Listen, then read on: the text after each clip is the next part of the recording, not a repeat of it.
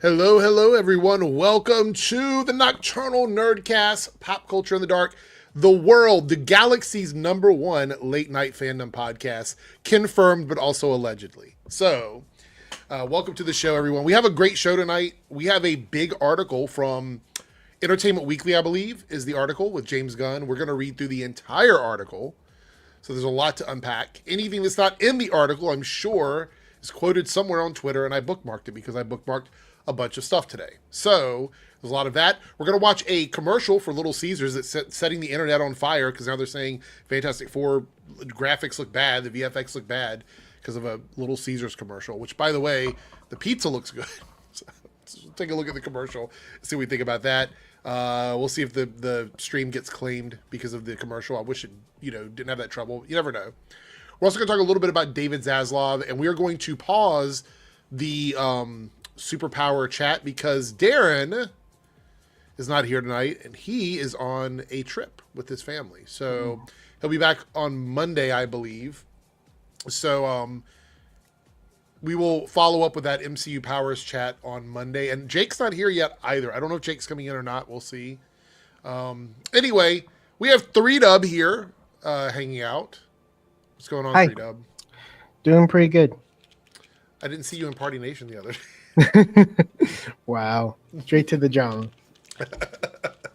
No, I showed up and I was like, I'm sure 3Dub's going to be here. I got there super early. And then I was like, When do you arrive? Very shortly after the stream started. I think it was like 15 or 20 minutes after the stream started. So I would have been there, but I was busy. Look, Keyblade Master Jeffrey said it's weird seeing 3Dub with a face cam. He used to do it all the time and then he stopped for a while and now he's doing it again. So if you go back and you look like the earlier episodes, 3Dub was he always had like something on camera with him though, like a graphic or something like that. What's up, Crazy Cat Lady? Hey everyone, I hope I'm going to be back Monday, but have a great week. Oh, okay, so he'll be back later in the week. So we'll figure out something to do on Monday though. Whatever, if we hit the goal tonight, whatever we get tonight, we will do on Monday, and then we'll do the MCU superpower thing when Darren gets back. But the goal tonight is it's only 5 super chats that are teal. So 5 teal super chats and we hit the goal. So it's a lower amount of super chats tonight. But you guys can obviously super chat whatever you'd want. I appreciate every single super chat that comes through and we will read it on screen and possibly laugh at it if it's funny or informative. Anyway, Rueda here says, I just found out that 28 years later sequel is scheduled to come out in January. Did you know that? Scheduled to come out? Wait, doesn't it come out this year? I thought it comes out 28 years later. I'm confused. I don't know. I haven't caught up with it. I've heard it's got bad marketing though, which is part of the reason why I don't know when it's coming out because the marketing hasn't been good for it. I had a video scheduled to come out today and I forgot to actually schedule it, so now it's pointless because we're going to talk about it tonight. Which is the Fantastic Four trailer. I did a little video about it earlier today. Clip it. So yeah, I know. It's crazy. Anyway, so we should probably jump. I don't know how much time we're gonna have outside of this article because it's so much. So let's go ahead and I believe I have the article over here on this computer. Sorry. It's on the wrong computer. All right, share screen.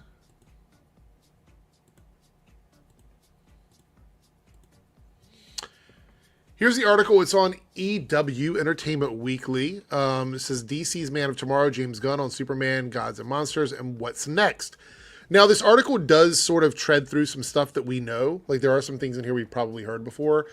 But I want to read through the whole thing and be comprehensive because some of the comments I was seeing was that we were skipping over stuff before. So we're going to read the whole fucking article because...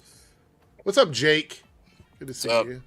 We're going to read the whole fucking article because I'm not going to get accused of skipping shit anymore. So you guys can super chat while we're reading, and I will read them when we get to the end of a thought. Not a thought, but a thought. So don't get those two things confused.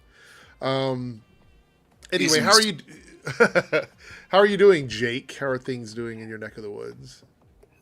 For the time being, they're doing all right. I mean, it's storming here like crazy and raining like crazy right now. So. Yeah, I saw some lightning outside earlier. So if all of a sudden it craps out on my end, you know why. Yeah.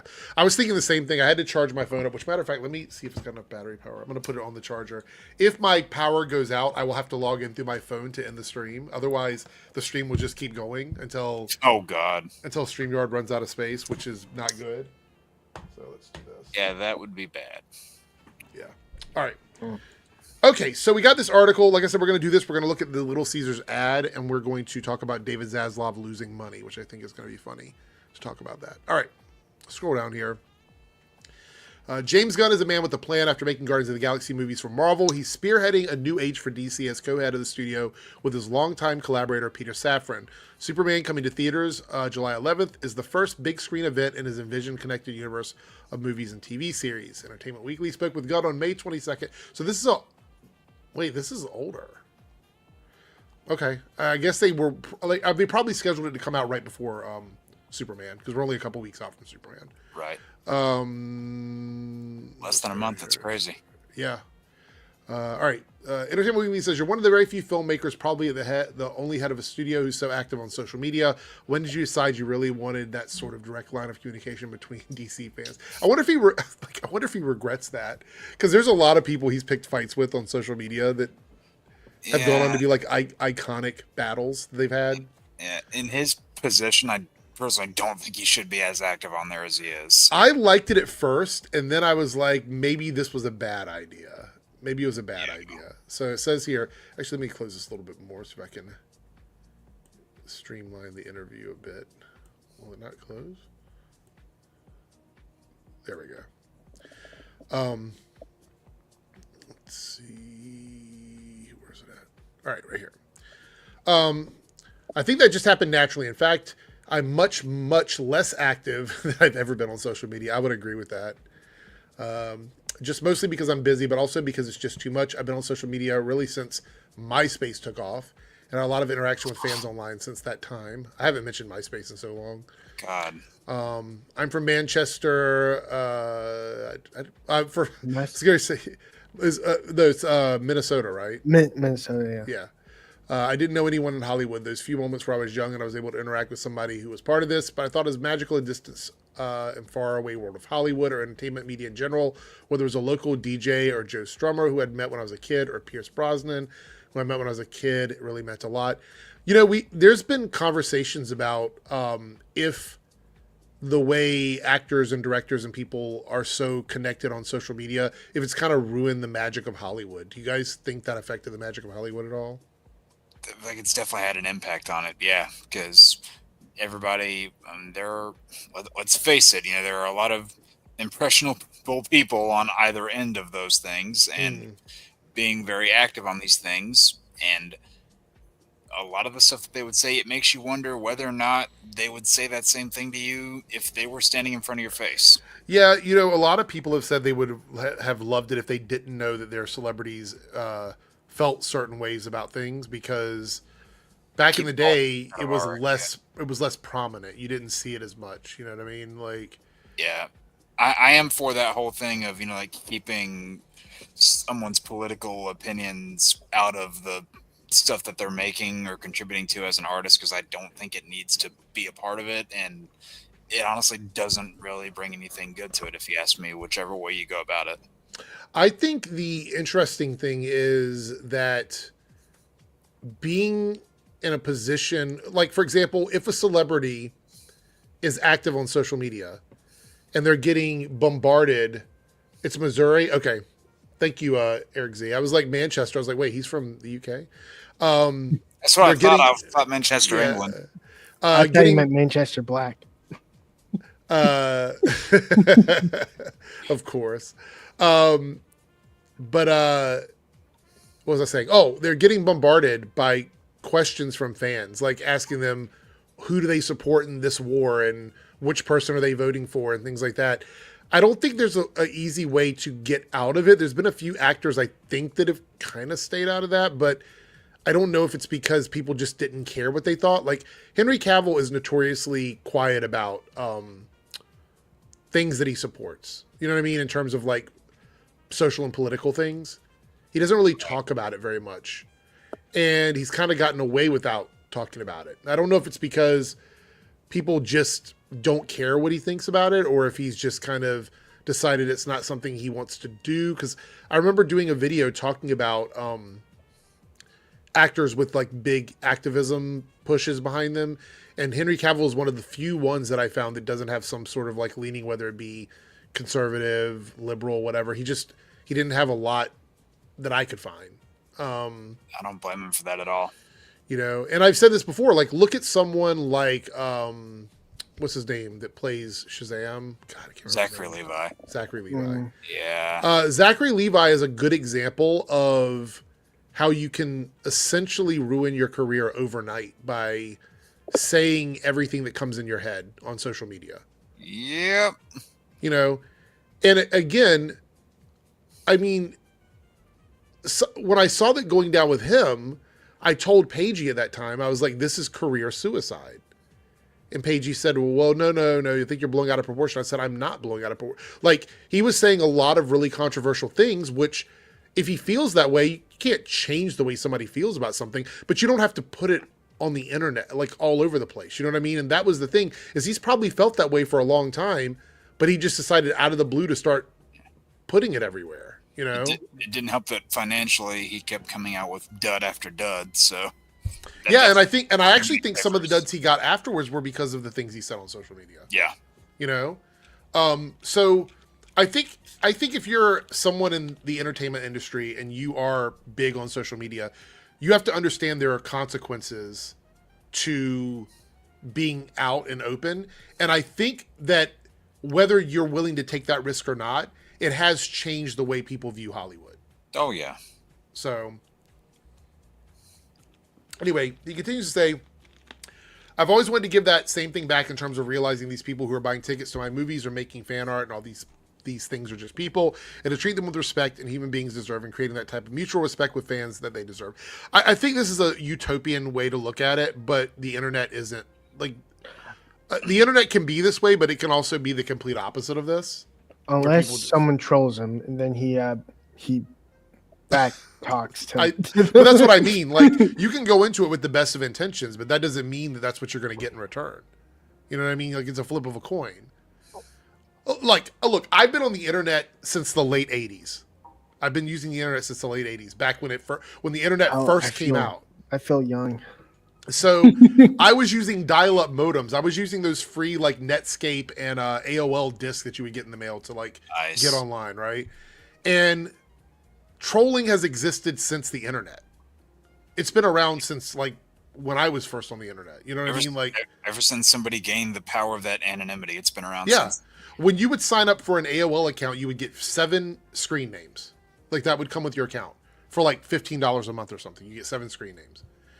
And that was it. That was the beginning of it, because then you could be anybody. You could be anyone you want, because there was nothing. And back then it was even easier because there was less tools to like catch people. Yeah, it was like the perfect crime. Yeah, it was like the Wild Wild West. So you would go into chat rooms like Yahoo chat rooms or, you know, AOL chat rooms or whatever, and you could be talking to someone that you know, shit talking them for being an asshole, and not even know that you're telling it to the person that was doing it. And that was back during the naive years when people didn't even think about that.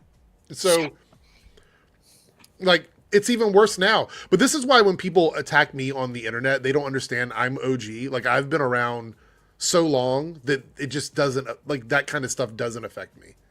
It doesn't even pop into my head. I've told 3Dub about this. You know, we talked about it in great detail. Like, people that troll me don't realize that my skin is like super, like, I have the skin of a whale. Like, it's super thick. Like, it takes a lot to like chip away at me, you know? Yeah. Cause I actually fun story for me, not for the person that I'm telling the story about. Fun story for me though. I remember all this drama going down where someone literally got someone fired from their job because of AOL. Like, oh god, before it was like now it's harder to do because you have to have proof or you know, there's laws against it and stuff. Right. But this person was like, they put that person's phone number of their job in the chat room, and like everybody called and got them fired from their job. This is back when like no one thought about the fact, it could be somebody trolling or, you know, stream sniping or whatever it is. You know what I mean? Like, job could be in danger. Yeah. Yeah. Never thought about it. So anyway. All right. I joke with my colleagues that part of my job these days is debunking a lot of the rumors that go around online. I've noticed quite frequently you tend to shoot down in the moment. Okay, but now I've kind of quit it because it just happens so often. There are a couple people specifically who have pretty large followings who just consistently put out false stories. I know exactly what he's talking about. Just one after the other, 95% of the time. Maybe once out of every 20 times they say something that has a slight or partial bias in reality, and it gets old. I'm not sure, but some of those people, I'm not actually helping them in a certain way by debunking them because you're giving them traffic, which I always do. But I think they like that, so I mostly quit. Okay, that makes sense. I actually thought the reason he stopped doing it is because it was actually spoiling stuff. So what I mean by that is if somebody goes, hey, the next 3 movies coming out are, they'll say Batman, Wonder Woman, The Flash, right? He would go in and say something like, oh, well, we're not even talking about a Flash movie, right? So then by debunking the Flash movie, you're basically confirming that Batman and Wonder Woman are the next 2 movies that are working on because you only debunked one of them. Yep. And so, also, if he doesn't debunk, they basically will go like, he didn't debunk us, so it must be true. Yeah. So there's no win.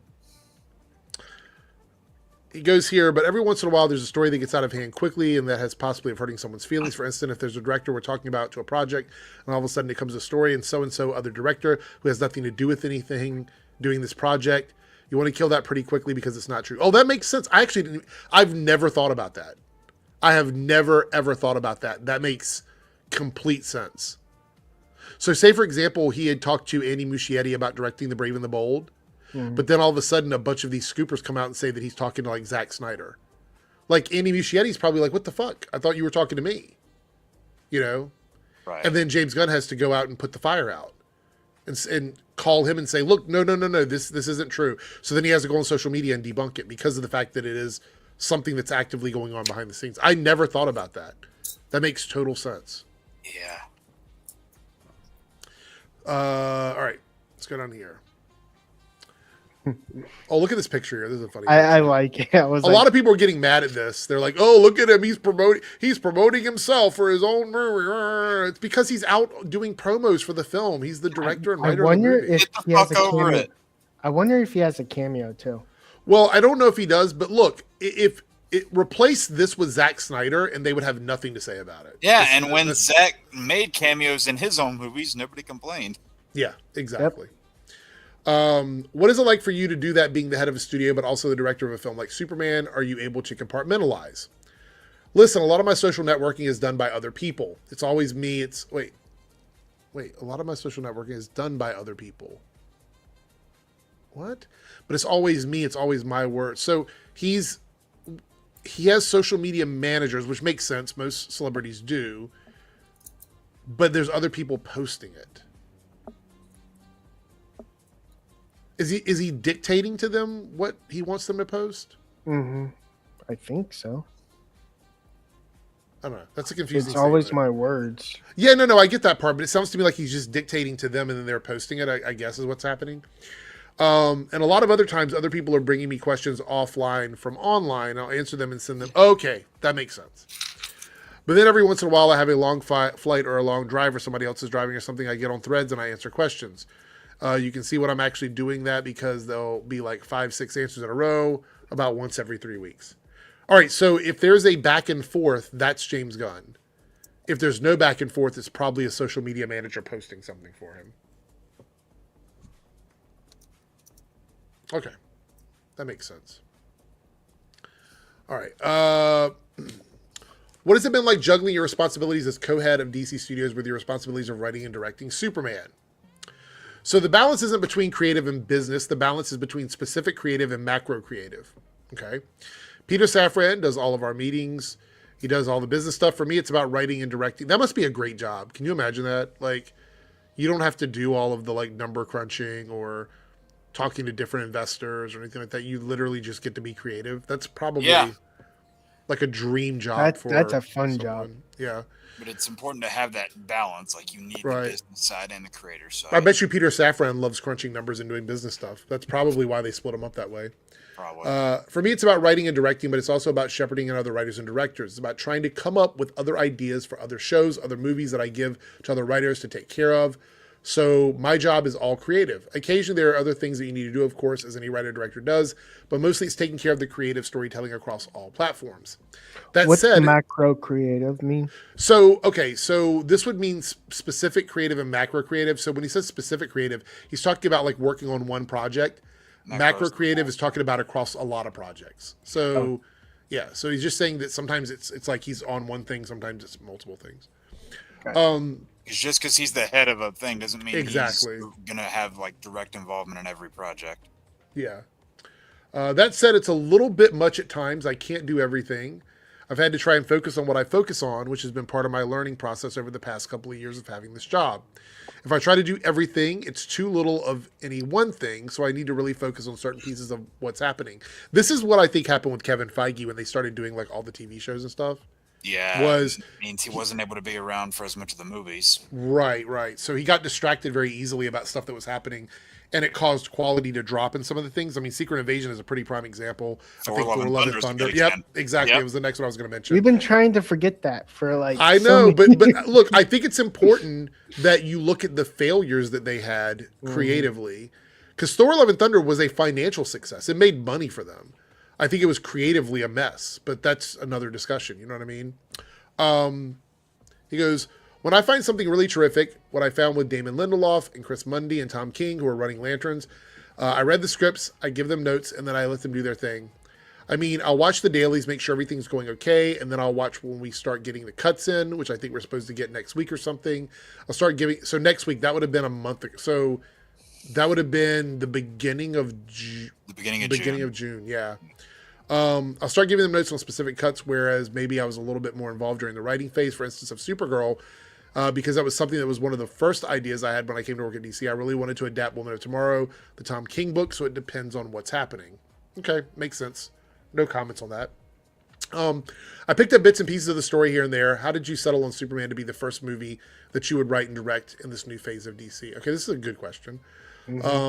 All three things that are now coming out were already in process before I took over at DC. Oh. Wait.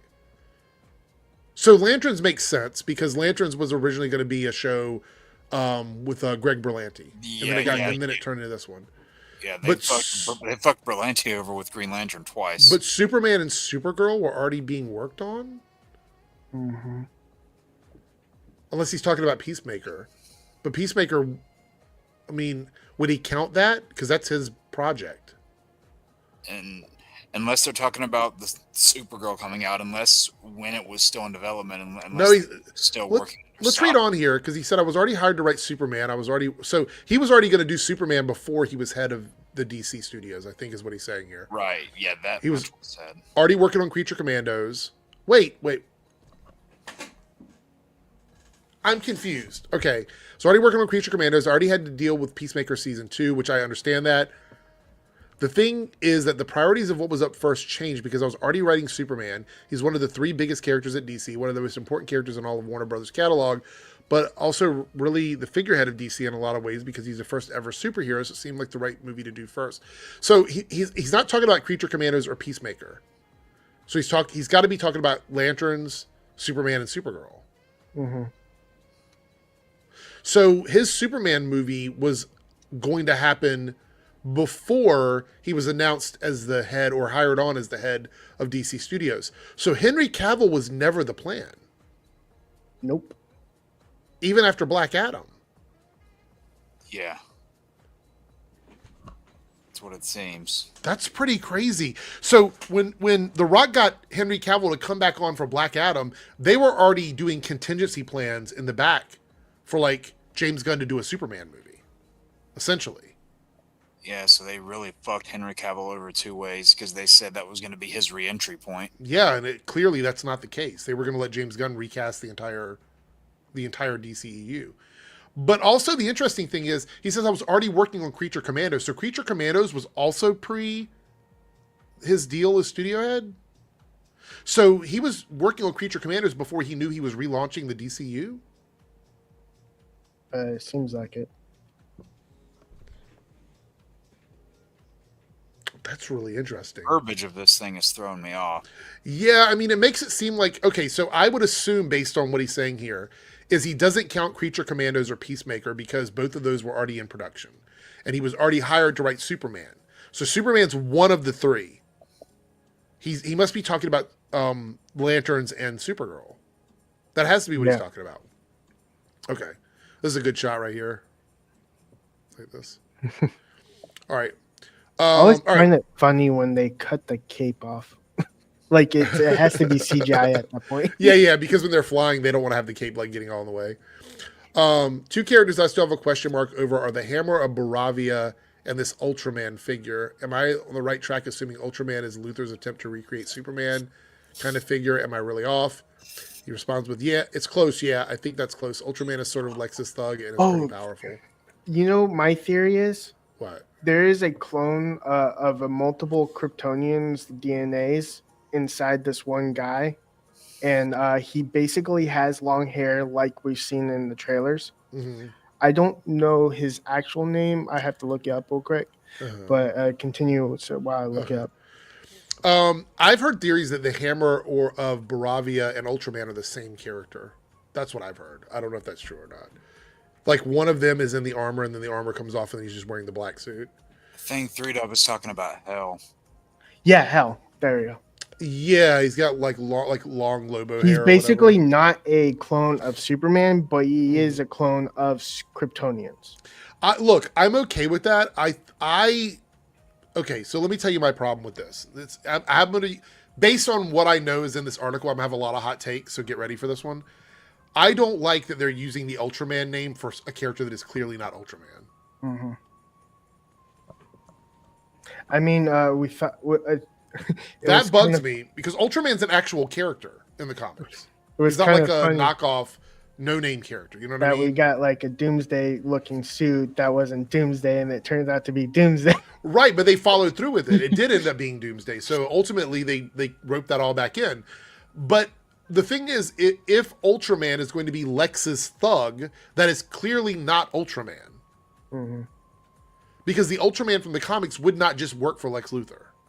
No, that's what the Earth... God, what number is it? 3? He's like opposite Lex Luthor. Lex Luthor is like the hero.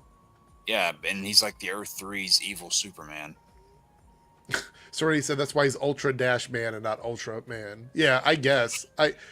I just hate the idea that this kind of ruins the idea of getting like a crime syndicate storyline because they've already used it. Unless they do their own spin on that in the future. I just don't see it. That's the part that like there's a lot of little things that bother me that aren't going to ruin my love for the movie if I end up enjoying it. But this is one of the ones where I'm kind of scratching my head. Is it more like a different Earth, basically? Like it's not driving from the comics; it's making its own. It is. But clearly, what they're trying to do is they're trying to make this universe a bit easier to understand, which is why they're struggling with Batman right now. They don't want a lot of confusion. If they have an Ultraman in this movie, and then 2 movies from now they have another Ultraman, that's confusing. Mm-hmm. That's part of the reason why I think the Flash movie did poorly, because it was confusing for casual audiences. I love this shit. We get it. But I hate to tell everybody, the vast majority of the general audience does not get it. They're confused by the multiverse. They're confused by stuff like that.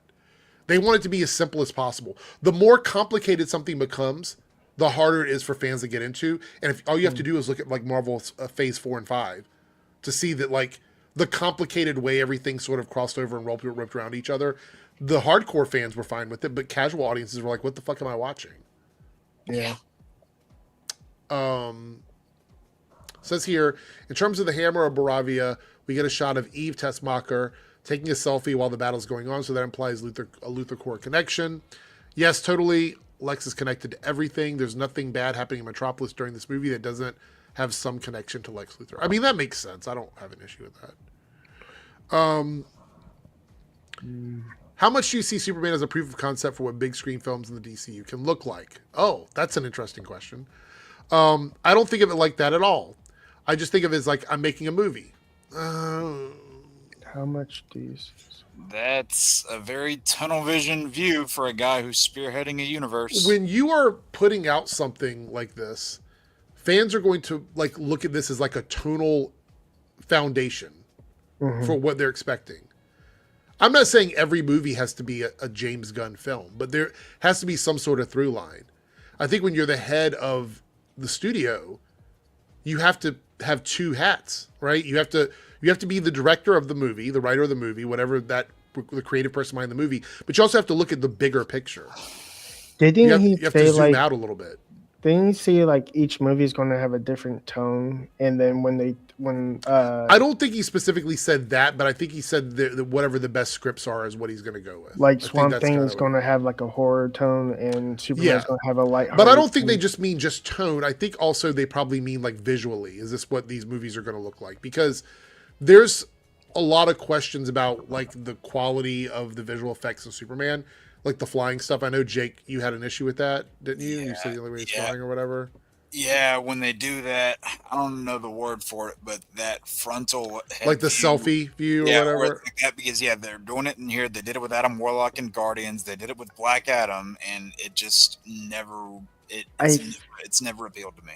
I think the closest thing to that is like an orb view. Like it's like a 3D kind of like orb, like you see a rounder view. Yeah.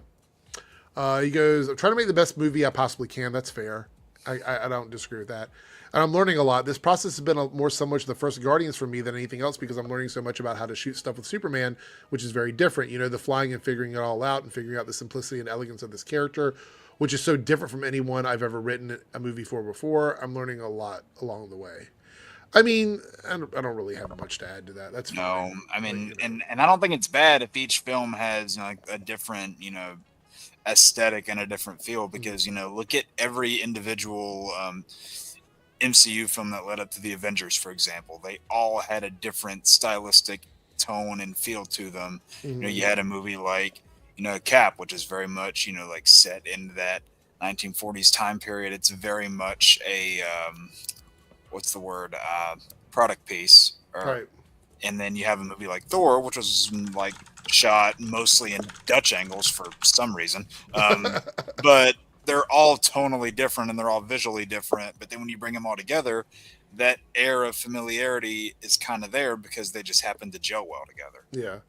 But one thing I noticed, like from like Man of Steel, is they used a lot of shaking for the flying, which kind of like jaws your eyes a little bit when you're up close and personal to the screen. Where I think when they're saying proof of concept here, they're saying it like, let me think of an example. Okay, so like the Deadpool test footage that got leaked. You remember when that came out? Yep. Okay, they wanted to see how that looked in a long form movie. Like they wanted to see how it translated over into like a movie. So I think what they're getting at here is, will this movie get people excited to see what is next to come in the DCU? That's what I think. So I believe that was the intention of the question, but I don't think James Gunn wants to get backed in a corner, which is why he kind of pulled away from that one. All right. There was a situation on social media where people thought David flying was a CG superimposed thing. Oh, I remember that shot. Yep. Was that telling when you talk about having a figure on how to pull off these mechanics of David flying authentically? No, I don't think it was so much. It was a TV commercial and it wasn't a finished visual effect. You know what? I knew that. We knew that. I knew it wasn't finished because we talked about the fact that his eyes were open and then closed. Or closed and then open. Yeah, that was known. So that the part of him flying, it was a photograph of his face and him flying. It was a photograph of a drone flying in front of an actual background. So all the pieces were real, but it was incorporated in kind of a funky way. I didn't love the shot, so it's not even the shot that's in the movie. Oh. So he took it out. Interesting. Sometimes I'm pretty strict about when I'm going through a trailer and looking at each of the shots, but sometimes the commercials I forget to look at this closely, so that one kind of got by me. Okay, so let me tell you my concern about that. My concern is, did he remove it because it got by him or because there was an internet backlash? Like, that's my question. Might be using the internet backlash to save himself. That's so concerning to me that he's like, oh, I didn't look at it very well the first time. Oof. Which shot are we looking at too? The shot of him flying around the fortress where it's like right up on his face. Oh, the first trailer. I like that one actually. I think that's one of the ones Jake didn't like. No. And I'm not So saying a number of that a handful of flying shots are gonna make the difference between whether I like or don't like the movie or not. I'll just be honest. There's shots I've seen that I've flat out not liked, and it's yeah, as simple as that. we'll see. I don't like hearing that he changed it after he saw it in the trailer because that's a little strange to me. But okay. Yeah, it's a little. No. You titled the first phase of the DCU as Gods and Monsters. How much of Superman is really crucial in that overarching story that you're thinking of telling across all of these films and TV shows? I'm curious if he's sticking by the Gods and Monsters thing here because I haven't read the whole interview, so I don't know. But it says, "Oh, it's very important. I wouldn't say Creature Commandos is important." Oh, go ahead, diminish your own product. there we go. But Peacemaker and Superman are both pretty important in terms of getting to the bigger story. So here we go. This is mistake number one, in my opinion. You do not want the TV shows foundationally creating stories for your movies. That is one of the mistakes that Marvel made in Phase 4. They paid dearly for it. And I'm so glad we're moving away from that because I think the MCU is going to be better off without doing that direct tie. I think this is a mistake. I think this might be the first big mistake that I've heard him mention in the interview.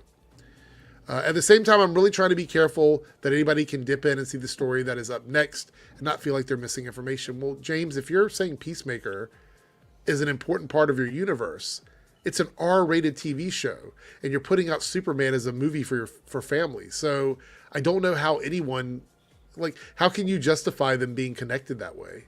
Yeah, because those tonal mixes, they don't blend well. Well, it's not just that. You're not going to show your kid Peacemaker. You know what I mean? That's the thing is,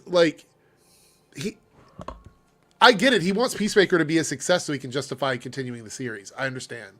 But if you're telling me that Peacemaker and Superman are both pretty important, we're talking about the difference in a family-friendly movie and a rated R TV show. So... Yeah, but then... apparently one of those rated R shows is important, one of them is not. Right. So he's saying he wants people to really be able to dip in and see the story that's up next and not feel like they're missing information. But you just said that both of these things are important. So I'm not really sure. Anyway.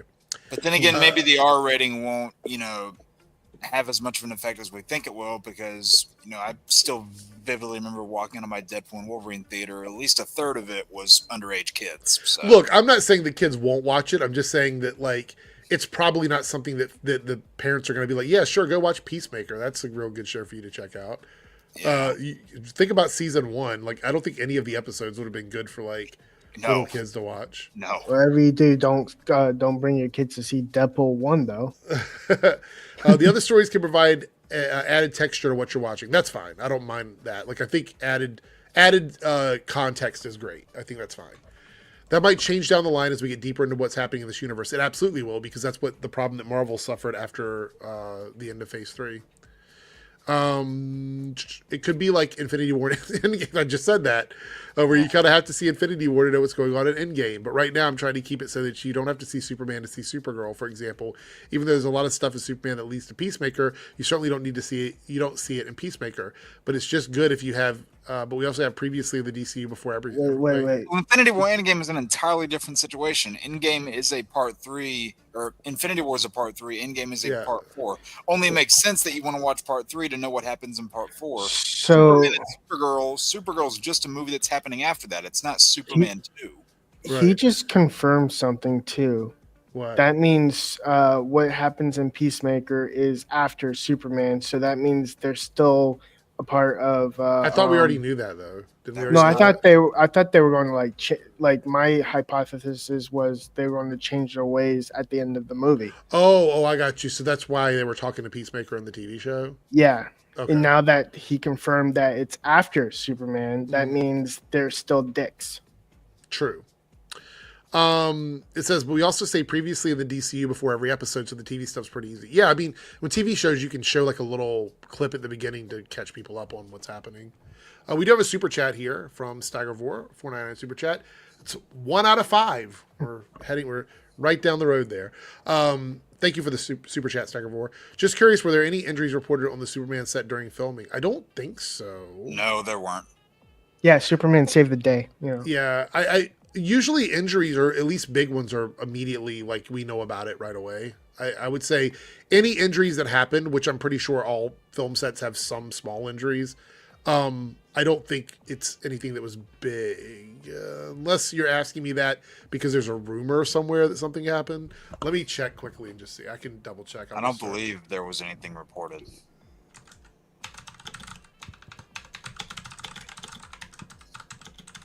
No deaths. That would be really big. If there were like deaths. No, like that would definitely get reported. Let me check and see. Tom Cruise still survived on one. Okay, so there are minor injuries. Let's go through all the minor injuries from there because you did ask. Somebody hurt their knee while they were filming a motorcycle scene. They were treated on site, and injuries were not life-threatening. I wonder if they were doing a sharp. Hold on. What?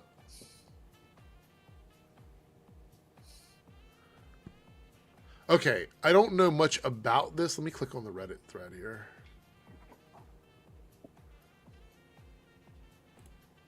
Okay, it's Hollywood Reporter here.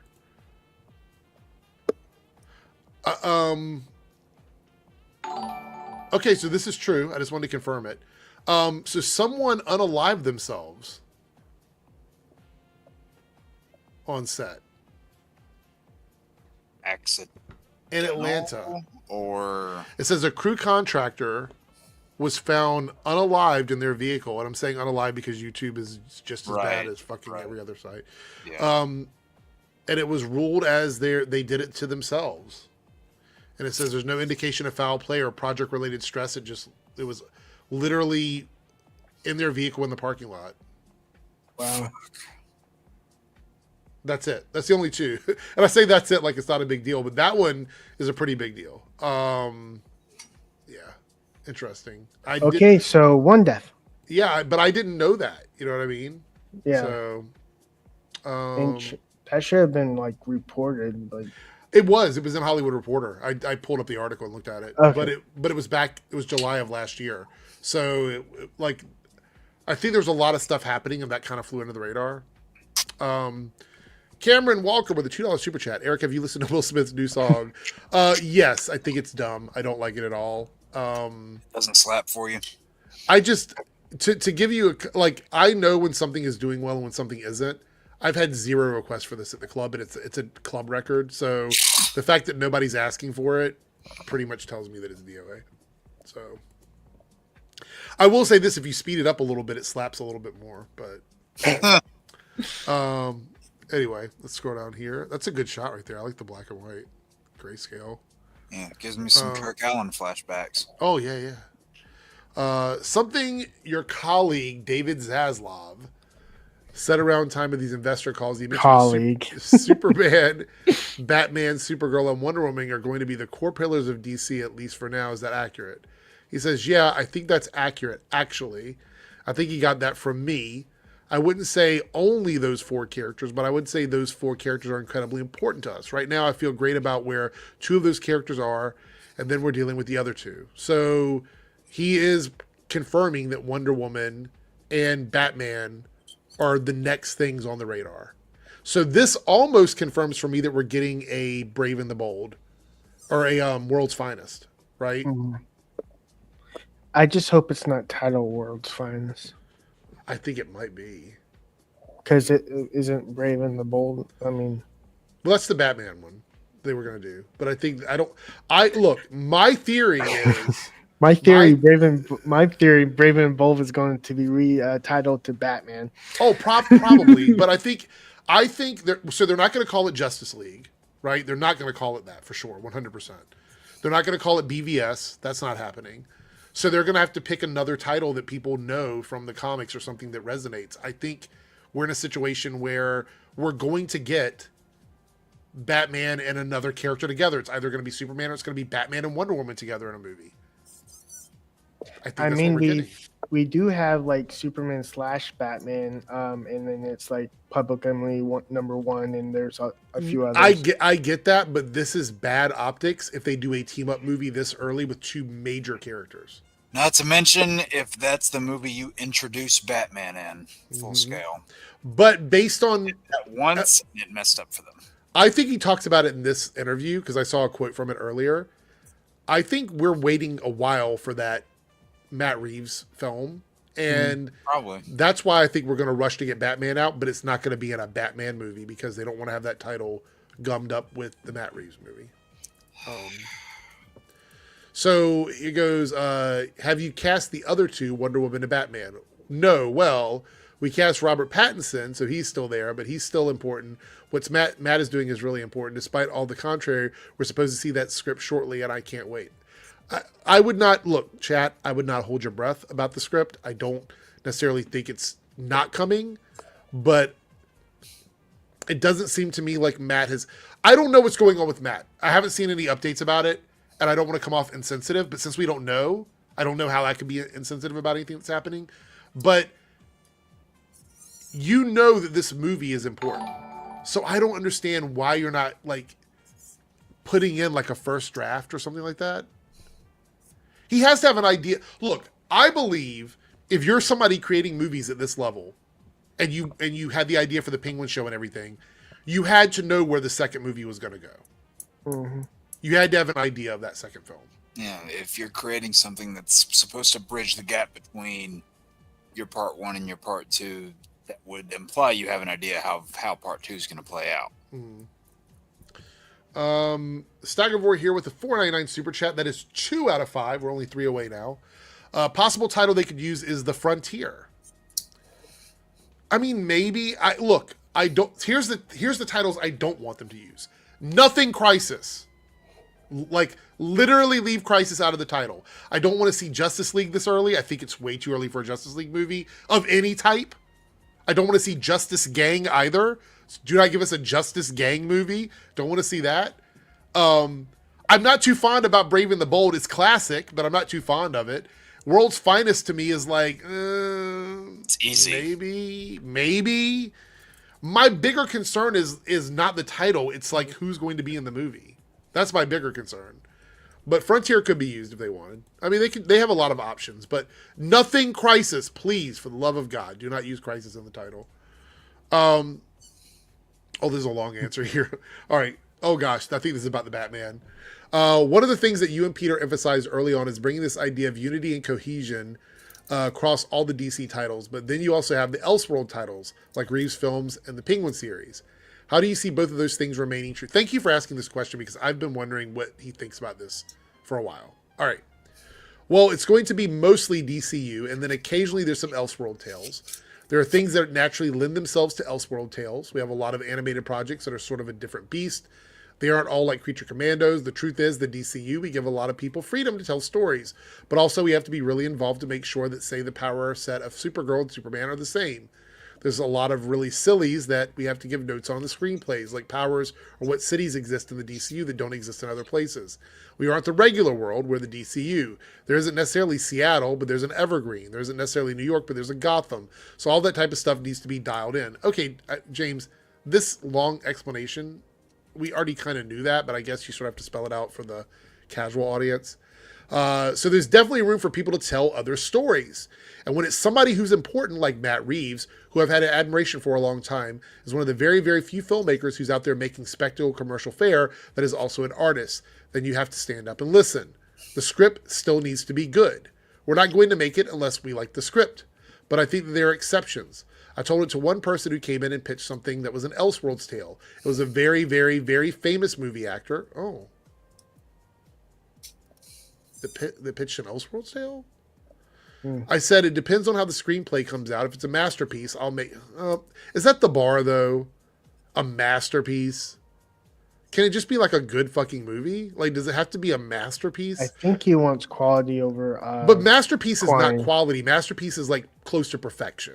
And I think striving for perfection is okay, but I think you also have to take some risk every now and then. So like, he basically is saying like Superman has to be a masterpiece, otherwise it's that's the bar he's setting. Bing, bing, ding, ding. Like that's the bar he's setting here. So he said this now. So every movie that comes out should be a masterpiece, right? Mm-hmm. Supergirl is going to be a masterpiece. Clayface is going to be a masterpiece.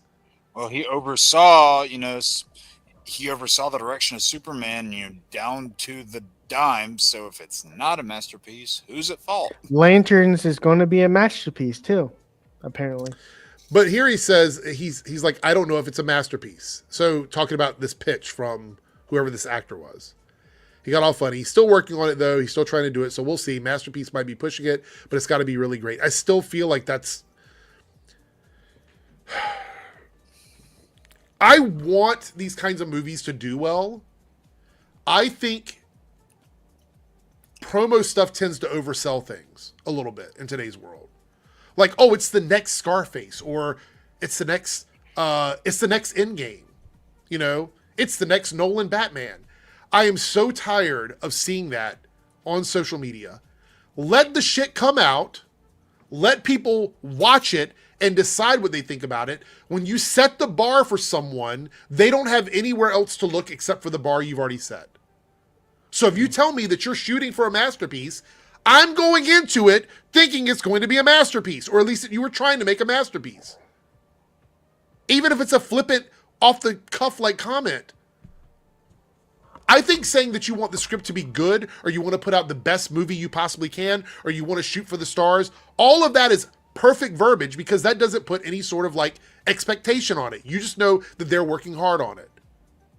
But I think when you start to put things like, you want it to be brilliant, you want it to be a masterpiece, you want it to be the next this, that, and the other, I think we've learned, and chat, I know you guys are pushing back on me on this, but I'm right on this, okay? I think we've learned that when movies get assigned those kinds of pleasantries, those kinds of like expectations, they tend to underperform at the box office.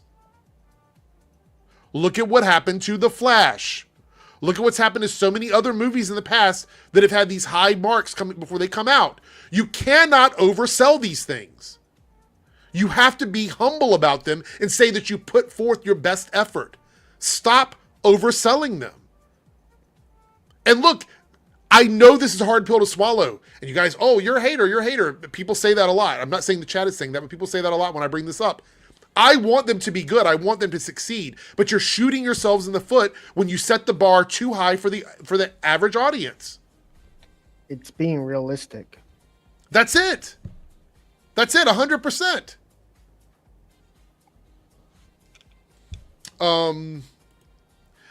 Yours truly, look, I am not sitting here ragging on James Gunn because I don't think he's capable of doing the job. I'm saying the way he spoke there creates an environment where the movies have to be better than just average movies every time they come out, and that is not a realistic expectation, and it's certainly not something that's going to help the movies during the promo phases. It's just not. I'm sorry. I would love to be wrong about this, but anytime, historically, if you go back and you look at any time a movie has been overhyped, it has underperformed. Every single time. Movies that do well because they're good movies. They don't need to be overhyped. We're not even just talking about comic book movies either. Any movie. Any movie. The Rock pitching another Black Adam movie. No. Tell me one movie in the last, 5 years where they've called it the most brilliant masterpiece of cinema that has come out and been that exact thing. I don't think it's ever happened. Not that I can think of, no. I don't even think Man of Steel was as Zac Efron, Zac Efron, the Efron bros. Zack Snyder. This is a good example. Madam Web was supposed to be peak cinema for like Morbius. Yeah, I mean, like, I'm just saying. Hell, go back another 25 years. Remember all the marketing for a movie in the late 90s called Blair Witch Project? The marketing made that movie look like it was going to be awesome, and then it sucked. Yeah, Megapolis. That's another one. I don't think Zack Snyder Efron said that his movie was a masterpiece. Yeah. So this is a good example of the opposite of that. So Barbenheimer only wanted you to go out and enjoy the movies. They were not overselling the movies in their promotion. You didn't see the directors coming out and saying, it's going to be the best thing you're going to see in cinema. Like that, none of that happened. No, all they said was, "Hey, we're releasing these movies on the same day. Go see both of them." Yeah. So there's a difference. If you look back historically, so I don't think they oversold Sinners either. I don't think I remember them going out and saying Sinners was a masterpiece. No, if anything, it was the word of mouth that did that first. I'm saying when you have promo stuff like this, interviews, press tours, stuff like that, and you have someone at the top end of these films, whether it be the lead actor, the director, the producer, say that it's like a masterpiece or it's the best thing ever, that sets the bar incredibly high to the point where you go into it and your expectations are already set. The fucking hate channels on YouTube use this to attack these kinds of things, and it also hurts those projects. Stop saying that. Please stop saying this. You don't need to hype us up in this way. You just don't. You do not need to do this. Yeah, kind of like on the Marvel side, whenever you see promos for their movie, and every fucking time you hear, "This is the best Marvel movie since Endgame," it's like, if I hear that one more goddamn time, I'm going to... The Smurfs director did say it's going to be a masterpiece, so you know Smurfs is going to fail. Just saying. Just kidding. Staggerforth the 49 Super Chat. 3 out of 5. Exactly. It's like when networks promote a new show and they say it's our answer to this show from another network. Exactly. I hate when they do that. Yeah. I hate when they do that. That is such a fucking bum-ass thing to do. Like, don't do this. Like, I roll my eyes anytime. Thank you for the super chat again, Staggervor. I roll my eyes anytime someone says this movie is the next blah, blah, blah, blah. I'm like, please, just don't do it. And that's its biggest problem, is that it's trying to be the next insert thing here. Let it be its own thing. I don't know. Anyway, he goes on to say, if it's an Elseworlds tale, then it's worth telling something that might tend to confuse a few people. This is like the Batman shit. Like, that's exactly why I think they're kind of dragging their feet on Batman. Wait.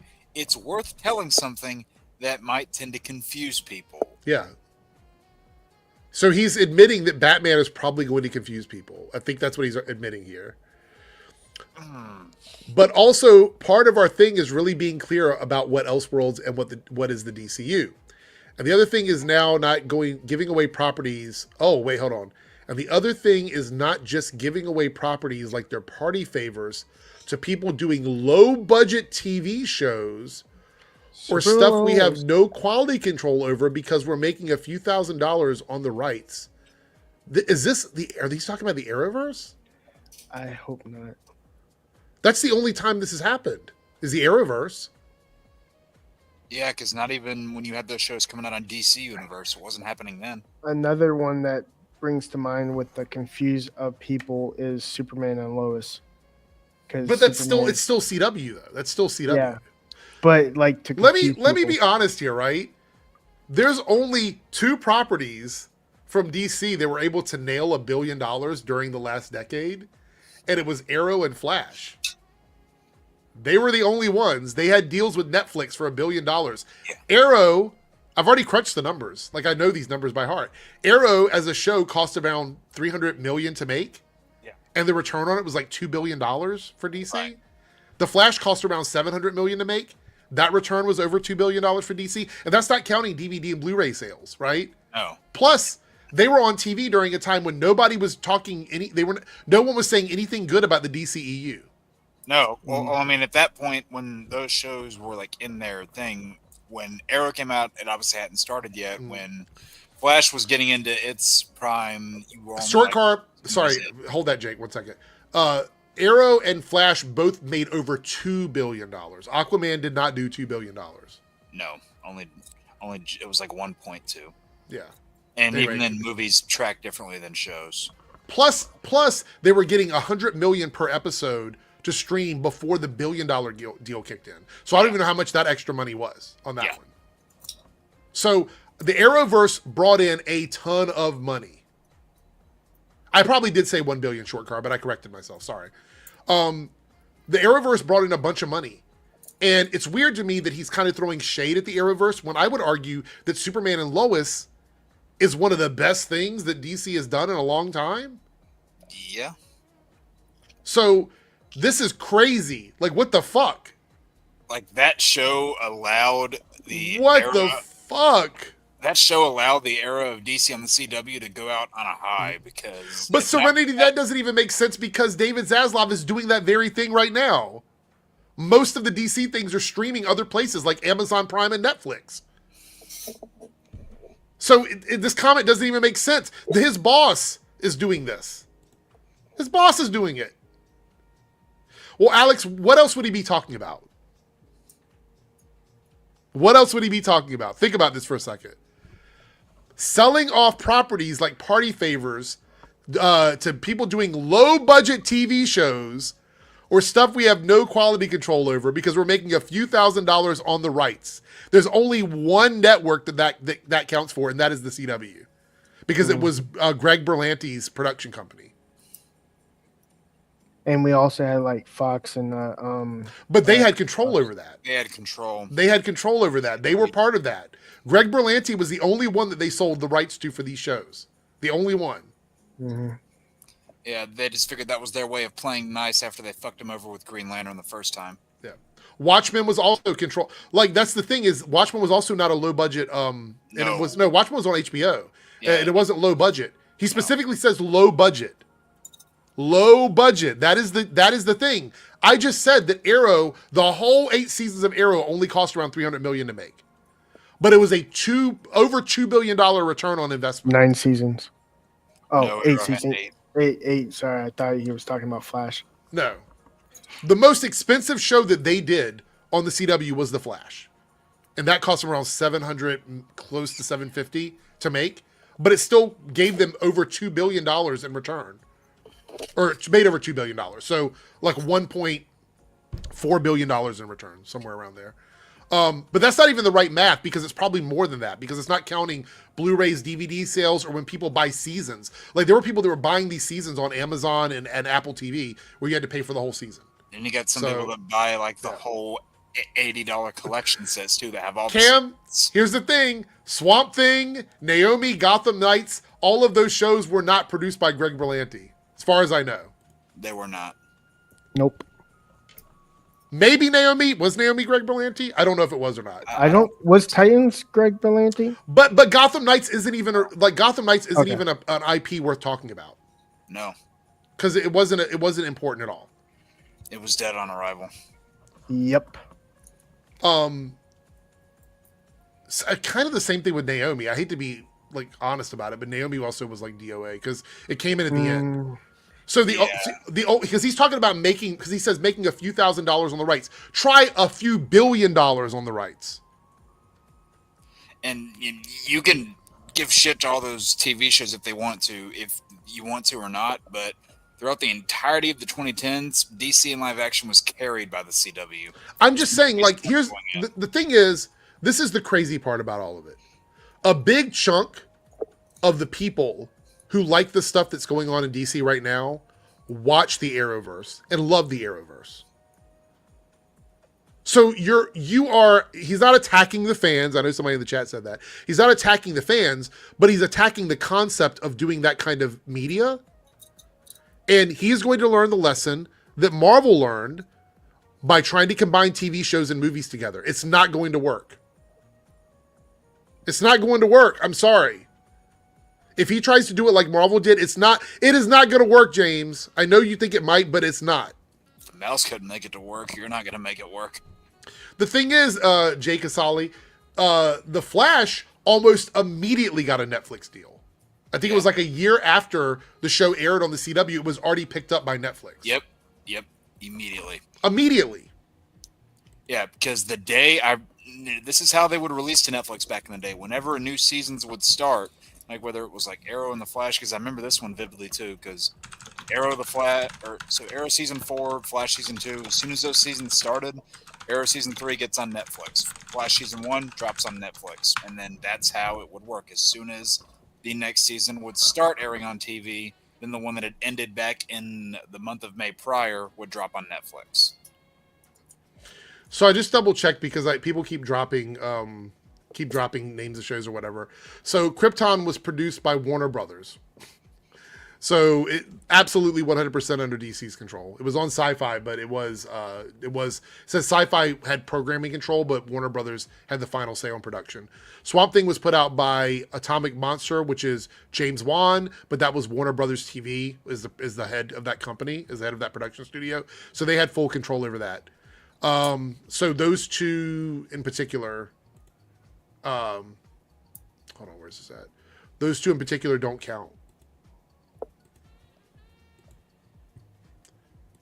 So it's crazy to me. Crazy to me. See, Anthony, I know you're trying to like be a troll about it. Now, I'm not saying restore the Arrowverse. I'm not saying bring back the Arrowverse or anything like that. I'm saying that this is a disrespectful and well, first of all, it's a lie. It's a lie. He says a few $1,000s on the rights. That's a lie. That's just wrong math. That's just a lie. I mean, it's not even one of those things where we're speculating. I crunched the numbers. You can find them online. 100%. So it's whatever. Let's continue down here. I did see that they have Tom Reese as Clayface. Yeah. Okay, I guess. I don't know what to expect from this. I know Darren was pretty excited about this. I'm still lukewarm on it. I don't think we'll see his face, though. Unless it's like the first 30 minutes. I think that because of the cost of CGI, he will be morphing back and forth between this actor and this creature. I hope not. Unless 100% 3-dub. I'm like, unless does he do it in the comics though? It doesn't matter. They're gonna change it for the movie. I'm this like, I hope not, but you know. This is a lower budget movie. They're not going to have a 100% CGI creature throughout the entire movie. No, this is a $40 million movie. So yeah, he's gonna switch back and forth. Yeah, the only point of reference I have for this actor is that he was in what the hell was that show called? Suspicion. Yours truly is right. James doesn't know the numbers because he's not the numbers guy. You're good point. Well taken. Okay, fair enough. Okay, so Sean, this is a big it's a misunderstanding. The CW never turned a profit because it was never intended to turn a profit. I feel like I have to explain this every time I talk about this. The CW was a launching pad for syndicated TV shows. Warner Brothers and CBS went in it together to put out low-cost TV shows in order to reach syndication status so they could sell it off for bigger numbers. The good example is Arrow and Flash. So the CW as a network never had to turn a profit because it never needed to turn a profit. That's the reason why. If you look into the history of it and you go back to interviews from the executives, they said the CW is not a network that ever intended to make money. The only thing it needed to do was sustain its own self by its parent companies so they could keep putting out TV shows. So, yeah, I understand that you're explaining that as well, but I wanted to make sure everybody knew that. So, because it's one of those things that gets misunderstood a lot. The CW isn't like ABC, NBC, CBS. Those networks make money they do it in a different way. The CW has two parent companies that dump low-cost shows onto it for syndication. That's why when Nexstar purchased the CW, I said, you're not buying the CW for the CW name, you're buying it for the shows on the CW. And they've struggled ever since they took over the network because they canceled all the shows. The CW, the name of the CW never mattered. It was the shows that people were coming there to watch. And they tried to tell us the demographic was like something like grandparent ages. Like, I think it said like, what was it, like 64, 65 years old, something like that? 50 and up. So, but they're playing young adult shows. So they're factoring in like the daytime TV, like fucking game shows and Judge Judy and shit like that. That's not the majority of people that are coming there to look for content aren't doing it for that. You're talking about people that go to their grandparents' house and have that on the background while they're doing other shit. Mm-hmm. Yeah.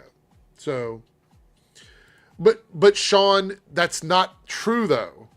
That's not true. The deal that Netflix made with them, this is all out there financially, made them over $1 billion, the deal alone. I've covered this for many, many, many years. I'm not trying to sound like I'm being an asshole here. The $1 billion deal with Netflix is not the same as the licensing fees that the CW dealt with. It's not the same thing. Netflix cut them a deal for $1 billion a season. It's out there. You might have to dig for it. There's one article where they talk about it, where I had to find it several times. What's up, BTM? How are you? Actually, I've got a video on my channel. If you look back through my channel, you'll probably find a video where I talk about it. Okay, let's see. Peter Safran was telling me a little bit about Clayface and how the hope to start filming at some point this year, assuming the script is in a good place. The new script is great. It's great. I mean, the first script was great, and the new draft is even better. So how can they both be great? Wouldn't one be better than the other? He says better, but he called them both great. The movie's definitely getting made. Well, it's cheap, and that's fine. I get it. You're going to have to throw out a few cheap movies. I'm in support of that, as long as the movies are good movies and they're going into it trying to put out a good movie. That's all I care. Yeah, and it should be easy to earn the money back in theory, because like I said, it's only a $40 million movie. Yeah. What goes into a decision to bring Clayface into the DCU versus an Elseworlds title? Well, I think we just needed DC. Oh, Jesus Christ. No, God, that sounds so desperate. Like, what the fuck? Well, I think it was just we needed DCU content.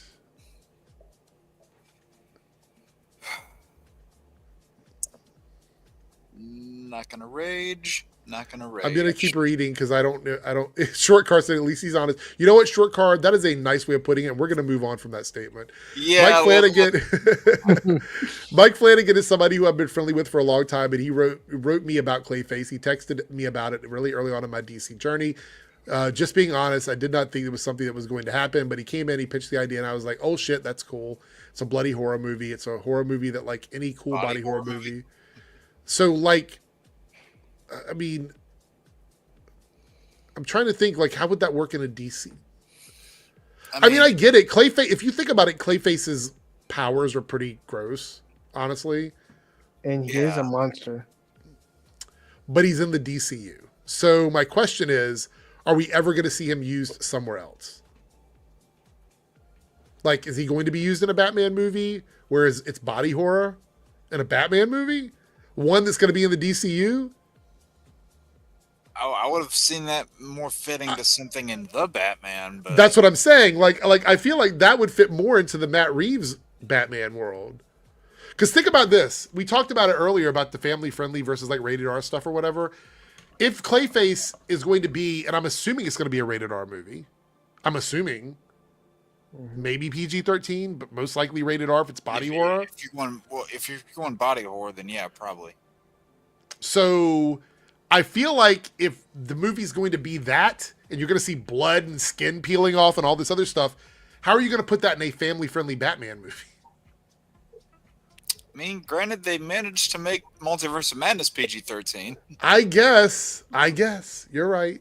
I mean, they did rip off one of the faces of the Reverse Flash and then put the other face. Ethan says, didn't he just diss the MCU for having a forced content quota? Yeah, he did. He did, actually. Then he wrote the script. The script was fantastic. We did not plan to do Clayface. It was really something he brought us to. Look, I'm okay. If it's a good movie and he thinks it's going to work, then that's fine. Because this is DCU, is this the same Clayface that we met in Creature Commandos? I think everyone will find that out. Well, I mean, it could be a different Clayface. They don't have to be the same, but I think a lot of people are going to expect them to be the same. But even so, he's already said Creature Commandos isn't important. So I think anything in Creature Commandos can just be dismissed. Yeah, so, I think they said in Creature Commandos that Clayface was Matt Hagen, so for all we know, this one could be Basil Karlo. Yeah.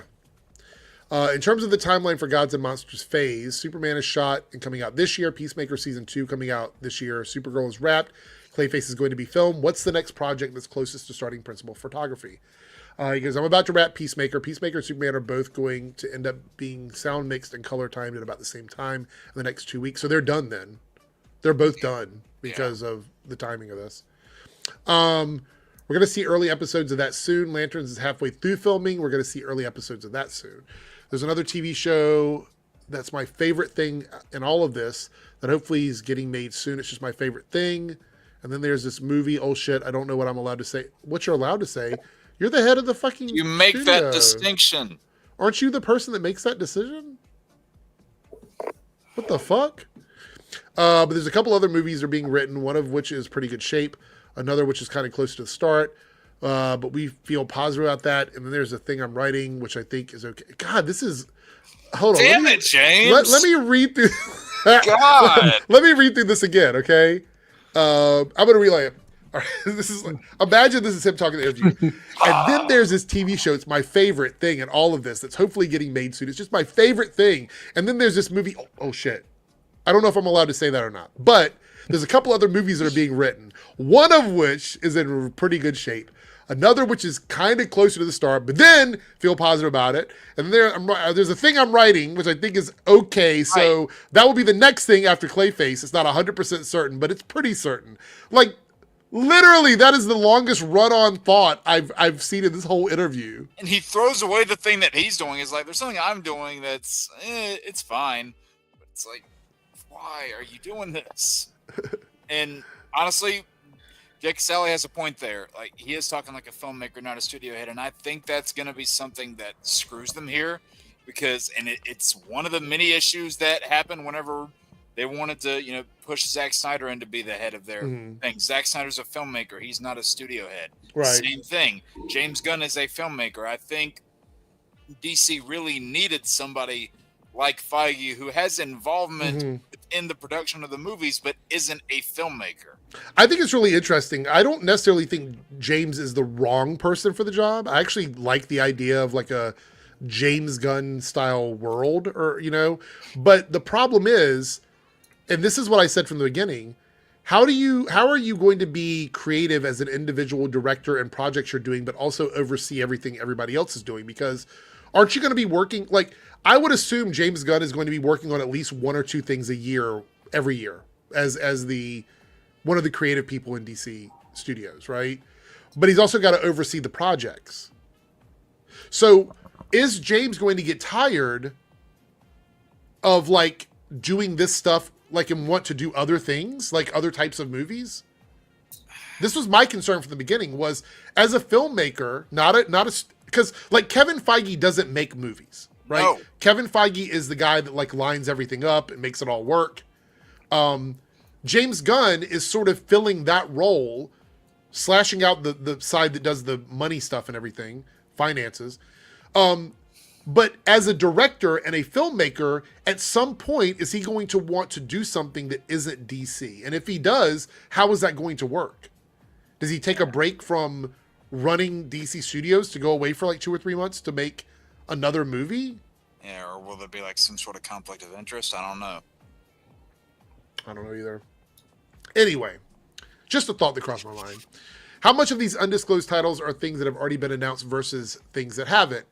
My favorite thing has not been announced at all, which I think that's one of the things he confirmed that is, like, confirms coming out. Didn't he, like, confirm a movie was, like, coming out that he's working on, he's writing? I think Wasn't so. that, Yeah. we were talking about that, like, what's that going to be? So I think that's the one that's being confirmed here. One of the scripts, well, a continuation of that isn't a sequel, is what he said. Yeah. One of the scripts people kind of know about, my script people don't know about, the other script people don't know about. So it's mostly stuff people don't know about. A couple of those things are in pretty good shape in terms of coming up. But there's one thing that I knew about from the very beginning, that when I pitched to David Zaslav with the DCUMB, I pitched it to him, but we did not announce it in the first meeting because I felt like it was too easy to rip off by another company. And so there's one of those main things. My question is, what could you rip off from DC that isn't a copyright infringement? You know what I mean? He goes, I feel like it's easy to rip off by another company. What does that mean? Because he says we didn't announce it, so I'm assuming it's a project. Is Brightburn DC? No, because they've done Evil Superman stuff. I don't think that's Evil Superman is probably the biggest trope that we've seen in TV. But he's saying it's something that they could rip off. So I don't know. What's up, Glimmercast? Good to see you. Oh, hi, Ray. How you doing? It's good to see you. We've chatted a few times before. Yeah. It's not even that he's saying a whole lot of nothing. It's just when he talks with excitement and they transcribe it into like text, it's like word salad. But the thing about it is, I don't necessarily have a problem with word salad. Lord knows I've done my fair share of talking shit. You know what I mean? But I think the interesting thing here is he's saying there's something that could have been ripped off by another company. I'm trying to figure out what that means. Ripped off by another company? I don't think interviews are this guy's strong suit. What? I mean, is he talking about some sort of like a crossover thing? Because he did mention the Marvel and DC crossover stuff that could happen. I mean, is that what he's talking about? That's way too early to start dipping your feet into something like that. Yeah, I don't know about that one either. What could another company rip off? I don't know. We're going to move on because we could sit here and speculate for hours. I don't know what this means. Too easy to rip off by another company in an announcement of a project. I don't even know what that means, James, but I will be waiting to see what that is. All right. Is a Superman sequel on your mind? What I'm working on, in some ways, I mean, yes, but is a straight up Superman sequel? I would say not necessarily. We talked about that before.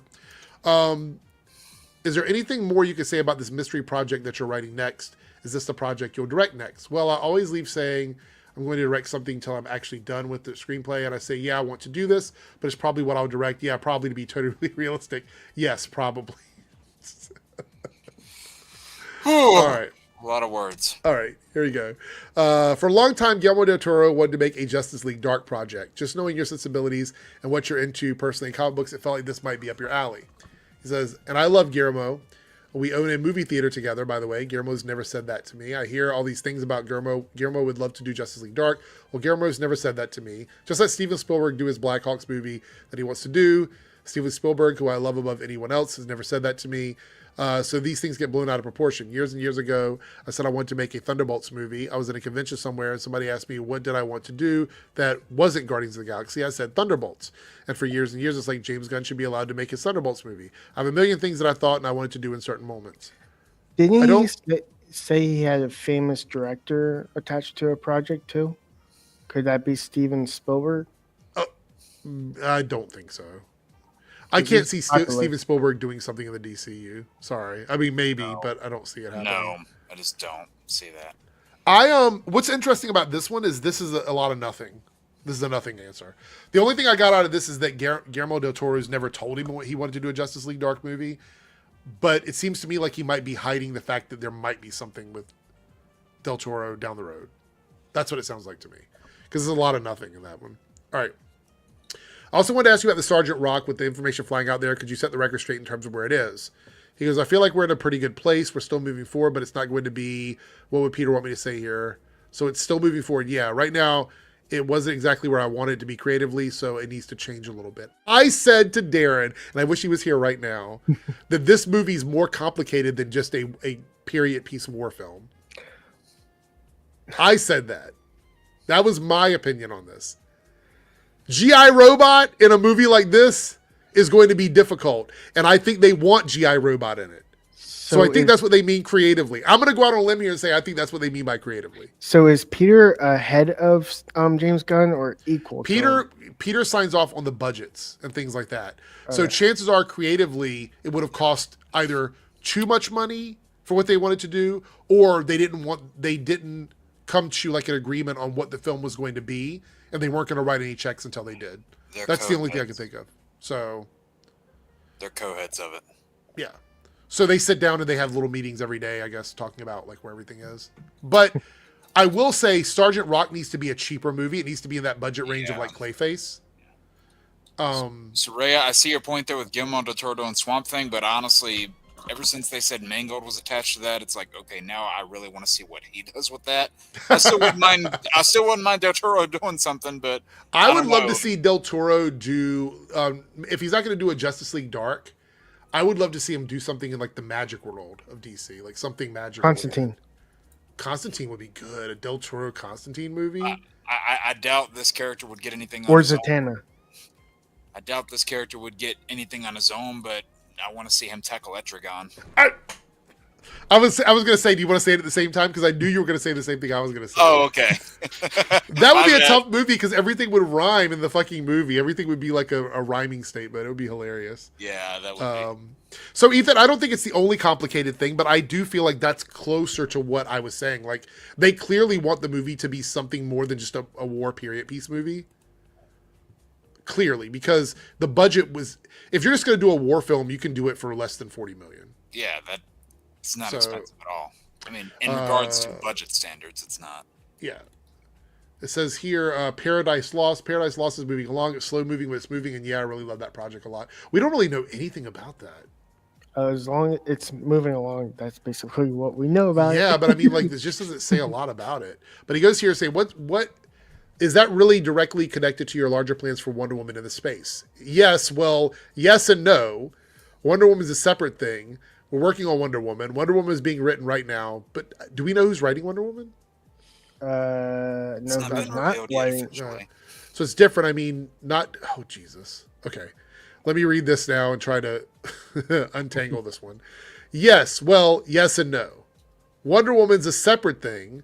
We're working on Wonder Woman. Wonder Woman's being written right now, so it's different. I mean, not different. They're connected. She's from fucking the mascara, so.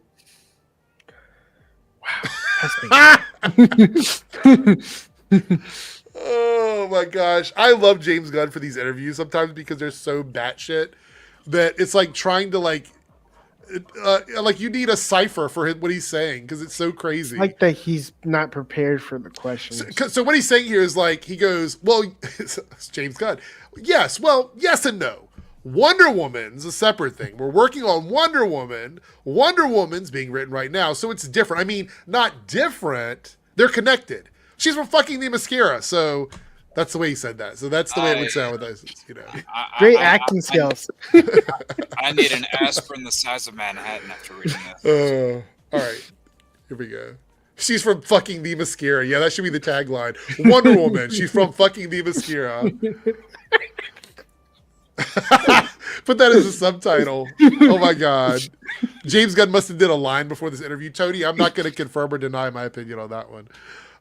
Anyway, also a lot of people I'm sure are blowing you up on social media, probably in person too, about the state of the Batman Part 2. I saw this quote. This is crazy in the most cartoon way possible, this fucking statement. I read this and I was like, please be in this interview because I was going to have to pull it up separately if it wasn't. Let's listen to what he has to say about this. First of all, I want to point out that he's probably tired of getting asked about it. So that's the one thing is like every interview asks him about this movie. But that's because everybody's excited for it. That's the reality of it. Everybody wants this movie to come out. Okay. He goes, listen, we're supposed to get a script in June. Last time I checked, it's the middle of June. So I hope that happens. We feel really good about it. Matt's excited. I talk to Matt all the time. So this means that Matt clearly... There's nothing, because a lot of people said, well, he's got a lot of things going on and he's probably not interested in doing anything right now. And that's why people should leave him alone. Sounds to me like he's working on it and him and James are in touch with each other. I'm totally excited about this. So we can't wait to read the scripts, but we haven't read it yet, if that's your question. This part was funny. People should get off Matt's nuts because it's like, let this guy write the screenplay in the amount of time he needs to write it. I want to put this out there. Okay, here's a hot take. Chat, get ready to be mad at me like you were earlier. I feel like everybody's coming after me. I'm the bad guy. I'm the villain here, right? Now who's the villain? You are the head of a studio. You can't just sit around and tell somebody, yeah, if you need 10 years to write your movie, you get 10 years. There's no studio in the world that would let you sit on the Batman property for 10 years without being a little bit angry with you. Mm-hmm. That doesn't make any sense. It just doesn't. I'm sorry. And y'all can be mad at me for saying that, but I think it's true. Like, I think James here is annoyed and frustrated about being asked about it. Fair. Absolutely fair. But he goes, that's just the way it is. He doesn't owe you something because you like his movie. Holy shit. Jesus Christ. Holy shit.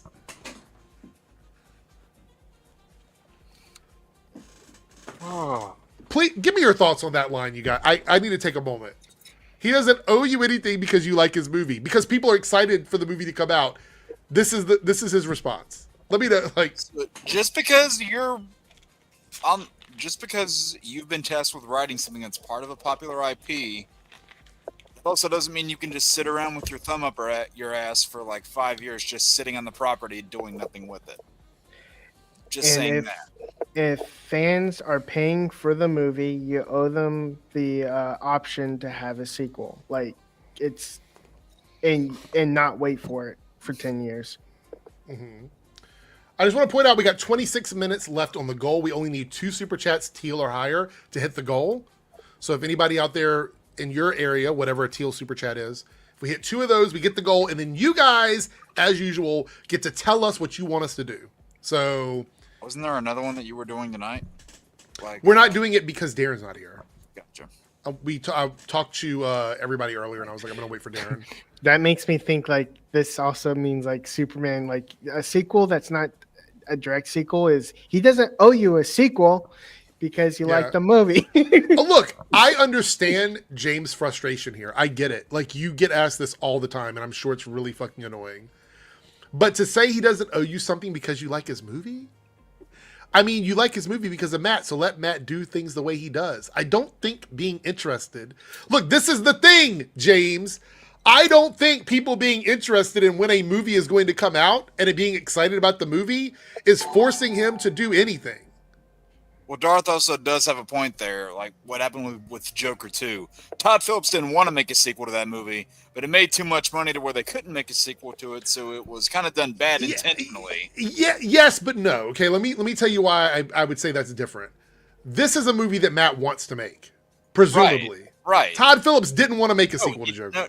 No, that's a clear difference. Like that doesn't need. So I understand. Look, people chat. Hands up in the chat if you want to see this Batman movie. I think everybody's probably like, yeah, I want to see the sequel to the Batman movie, right? They want to see it. I think the vast majority of people are ready for this movie to come out. It's been a minute now, right? And I don't mind waiting for it. My issue, and I think what this interviewer didn't do, is to say, are you going to do a DCU Batman before the Batman comes out? Mm-hmm. That's the question I would ask. I would say like my level of excitement for the sequel has declined significantly as it gets pushed. He's not winning no points by saying something like he doesn't owe you a movie because you loved his first movie. So Nick says, look, this is real. I don't want anything raw. Okay, gotcha. Look, Tony, I haven't finished the first one. Damn. Okay, all right. Well, maybe Matt isn't the person. Fire Matt Reeves. Right. The Glimmercast, $4.99 super chat. Thank you so much.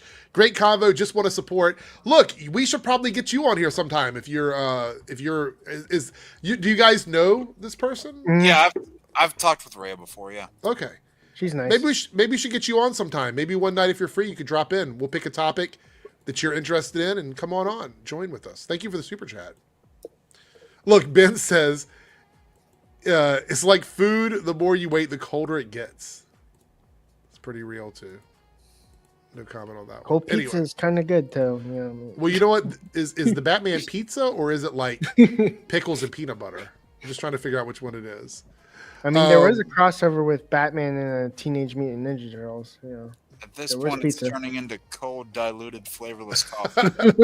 We're almost at the end of this one, and then we'll move over and talk about a couple other things. This sort of relates to the first question I asked you, which is your relationship on social media. I can't imagine being in Matt's position, having to write a script while also being hounded on social media for updates. He goes, well, I don't think Matt really pays attention to that stuff so much. I don't think you should. If you're someone involved at the top end of this stuff, I would say social media is really not a great place for you at this time. He's got a lot of other things happening, so I don't think he lets it affect him. He's fine, but I am irritated by people, by fans. That's not people, James. It's fans. Like, these are people that love Matt Reeves and want this movie to come out. Like, I think there's a distinct difference. Trolls aren't asking you when the movie's coming out because they don't give a fuck. It's the fans that want to know when it's coming out. I mean, it's just that thing people don't need to be entitled to. Oh my God.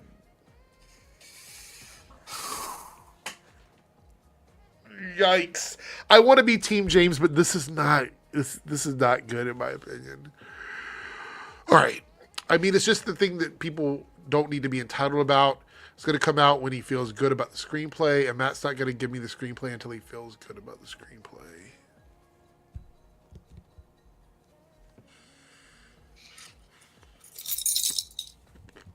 I don't even know what to say. Awkward silence.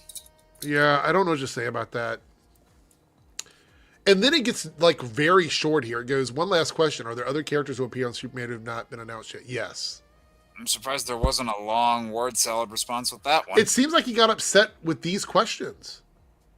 Like the interviewer asked him these and he got really upset. And then... Because they weren't directly in his backyard, probably. Yeah, I don't know. What's the word for having someone look over what you're allowed to say and not say? And Well, you're a public relations person, but Yeah, I don't PR think person. I don't think this interview was overseen by a public relations person. It doesn't feel like it was. I mean, they probably screened the questions ahead of time, but that's probably it. I just don't know. Because Says, I think they set themselves for backlash because they kept setting dates and missing. That's true. That's one of the things that shot them in the foot. Yeah, there's more than that, but that's definitely one of them. Edith says this article's been edited for clarity. That's a lie. The article's I think we hit our goal, everybody. Shout out to all the people that donated tonight. Stagger Vort, the $4.99 super chat. Did you read where Tom Cavanaugh mentioned that the DCEU Flash movie was a poor representation of Barry Allen? I didn't. Did you guys read that? Did you see that? No, I didn't read that one, but I do remember like back in 2018. So you only had Justice League come out, and John Wesley Shipp was talking about repeatedly how he just thought that Flash was done so horribly as a character in that movie, and I and a lot of other people agree with him. How he was just so mishandled. Yeah. I mean, no shit, right? I mean, like that would be my response to this. Is yeah, it was bad. So I mean, the movie had good things about it, but Barry was just a bumbling mess of a man throughout the entire movie. Yeah. Hashtag not my Barry Allen. All right, Not so Grant let's watch the trailer for the Little Caesars Fantastic Four. So many people were getting mad at that. That's why I want to watch it, because I want to point something out. We looked at it the other day on on Party Nation on stream. Well, no, that wasn't the one I was on. Was I on that one when we watched it? I don't remember. Well, I know we were talking about it. Yeah. All right. Let's share this here. Whoops. No. Wrong thing. Just tab instead. There we go. All right. So this, I want to tell you about all the brain dead idiots on Twitter and social media. We don't have that long to stream. By the way, after we do this, I'll put the choices up for the poll. People who think that this is a representation of what the movie is going to have in it, even though they had to come out, Marvel came out and officially said no, that the scene in this commercial is not representative of what's going to be in the movie, which should have been a no-brainer. Right. It's like you didn't have people complaining, 35 years ago when Keaton Coke commercials were coming out. It's like, oh, is Batman really going to go get Diet Coke in the movie? No, people were smarter than that. So let's go. The pizza looks good, by the way. Exactly, yeah, Rhea. That's what I'm saying. Busy looking at the pizza. So here's a commercial, and I want to point out that when I first saw this, I was like, "Oh yeah, it's a commercial for Little Caesars." I didn't know what to expect, and then I saw like all the comparisons on social media about look at Giganto versus like a million different things, and I'm like, "What the fuck?" I do wonder.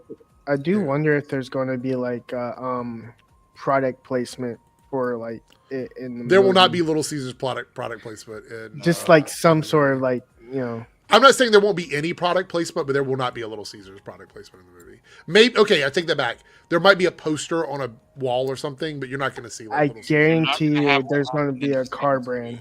You're not going to have what happened in Shazam 2, where someone said, "Taste the rainbow." There you go. We at Little Caesars know the Fantastic Four deserve a fantastic pizza. So we delivered. It's one pizza with... Oh my God, I'm so hungry now. I immediately am like, okay, I'm hungry. Oh, Which, damn it. by the way, this pizza in my area, the Little Caesars closest to me, is selling this for $4.44. $4.44. If you have when you have a ticket stub for the Fantastic Four. Man, that reminds me of the days where you could go there and get a hot and ready for $5. For $5 and just ride. Now it's $7. Now it's $7. It's hot and ready for $7. But yeah, so if you got a ticket stub, you can get this for $4.44. So anyway, I miss those days, man. 4 different topping combinations. So there's something for the whole team. Oh, hey, you want some too, big guy? I got a topping, not a topping. See Marvel's studio's All right. Fantastic Four first So it's very clear to me. Hold on, let's finish watching this. steps only in All right. It's very clear to me that this stuff is not in the movie. Look at the road and stuff. Like, it's very obvious to me. Yeah, This you is can not from the tell film. that it's like you can tell that it's fake. I mean, not fake, but not part of the movie. Got a topping! Let's stop here. Mute it. But yeah, like just looking at this looks like a commercial. It literally looks like a commercial. Right. So when people were comparing it, they're like, "Oh, did you see the fucking Fantastic Four stuff? It looks awful. It's so bad. Let's compare it to the Kaiju in the Superman trailer. Let's compare it to fucking DCEU stuff." And I'm like, it's a fucking Little Caesars commercial. Like, what are we doing? The internet never ceases to shock me with what they make a big deal about.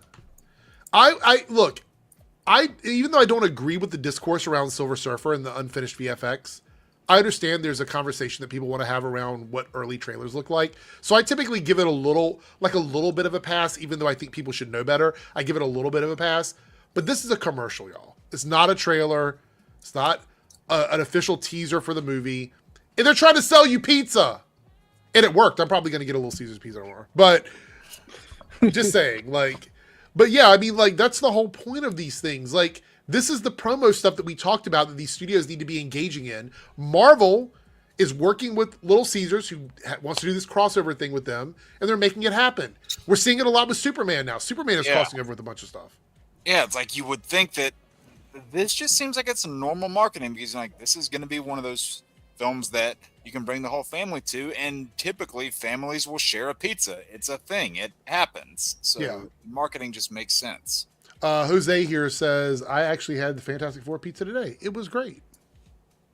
It was great. Oh, it's 1:15 a.m. for me, and we have somebody that just joined the show. I'm going to bring him up on stage while I type out the choices for the poll. So here he is, special guest, 3Dub.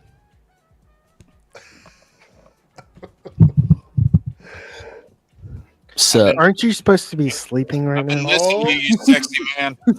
I try. I'm going to bed in a little bit because I have to be up at 3 my time. But I figured So I you only get like 2 hours of sleep. Wow. I fall asleep in the truck. Aren't you supposed to be driving? Isn't that a safety hazard? I'm not driving tomorrow. No, I've taken naps in those same delivery or storage trucks too, Lance. I get it. I've fallen asleep in those things more than once. Well, I'm not driving tomorrow. I am riding. And lifting. Thankfully, I'm not doing any driving tomorrow either. I mean, except for getting to there. All right, let's see. One more option here. By the way, Lance, where was 3Dub on the Party Nation? Oh, Sleep. no, I was busy. Oh. Mm-hmm. Busy doing what? I wonder. Dreaming, Look. just kidding. No, I was busy. He had a lady friend over. I heard. Oh, wait, what? No. I'm single for life. You know. Let's see. Top. You trying to come up with options? No, I got 3. I just need one more.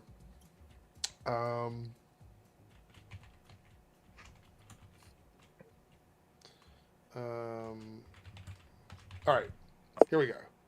The poll is live. Here are the choices you guys are going to get to choose from because we reached the goal. Top 80s animated films. That's one. That'd be a good one. Top 2000s animated films. So that's 2000 to 2009. Favorite pre-2K superhero film. So any superhero movie before the year 2000. Do a list of that. And top 2010s action films. So any movie that's considered an action movie, whether it be superhero or just any type of action movie between 2010 and 2020. My guess is 80s animation is going to win. You think so? Mm. I think the pre-2K one has a chance of winning. Yeah. We'll see what happens.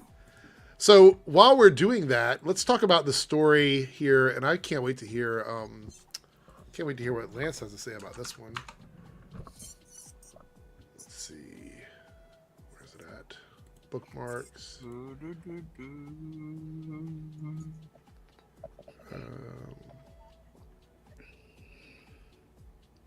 That's what is on your shirt. Yeah, what's on your shirt, Lance? I don't know.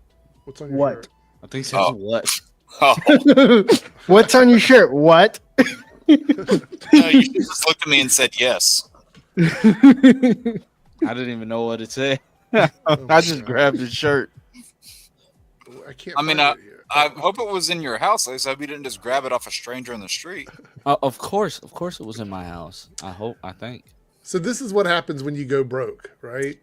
Just from being an asshole. Warner Brothers Discovery is cutting CEO David Zaslav's pay after shareholder backlash. His salary is going yearly from 22 million to 6 million. That is a big cut. It is. Ouch. He's still making 6 million a year. Not shocked. Don't Stock really care. bonus target will shrink from 23.5 million to 7.5 million per year. Those are massive cuts in his pay. Oh. Yep. And he deserves it. Yep. Oh, you- God damn it. You know why they're justified? What's wrong? I just saw a thing Lance put up regarding Bodemayo.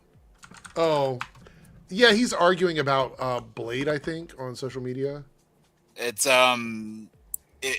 reposted the Jake Schreier X-Men thing and was making a bunch of dumb comments about it. Yeah, so Bo DeMeo was saying that that Jake only got the job because of being white or something. I think that's what it was. Yeah, basically. And I said, you seem better. Yeah, I don't even know how to respond to that one. I was just like, okay, man, like, whatever. Look, Thunderbolts to me is a good movie. Like, Yeah. I don't see why not. He doesn't seem he's the right guy, but Bo DeMeo is not the head of. He's not Kevin Feige. So. Nope. Anyways, anybody sad about David Zaslav losing? No, oh money? hell no, no.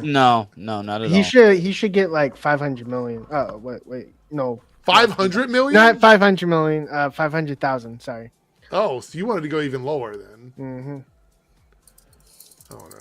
Look, I think David Zaslav is going to go down in history as being like the worst CEO of this company ever. Yep. Ever. And that's like, there's some bad CEOs out there, but this is probably this dude oversaw the company he was there to bring them together, and then he made them split back up again. So he's like the worst marriage counselor ever. Like, he's like, I'm going to be there to get y'all together, and then y'all start having issues, and now you need to split up again, get a divorce. It's crazy. By the way, CEOs should not be making this much money. No.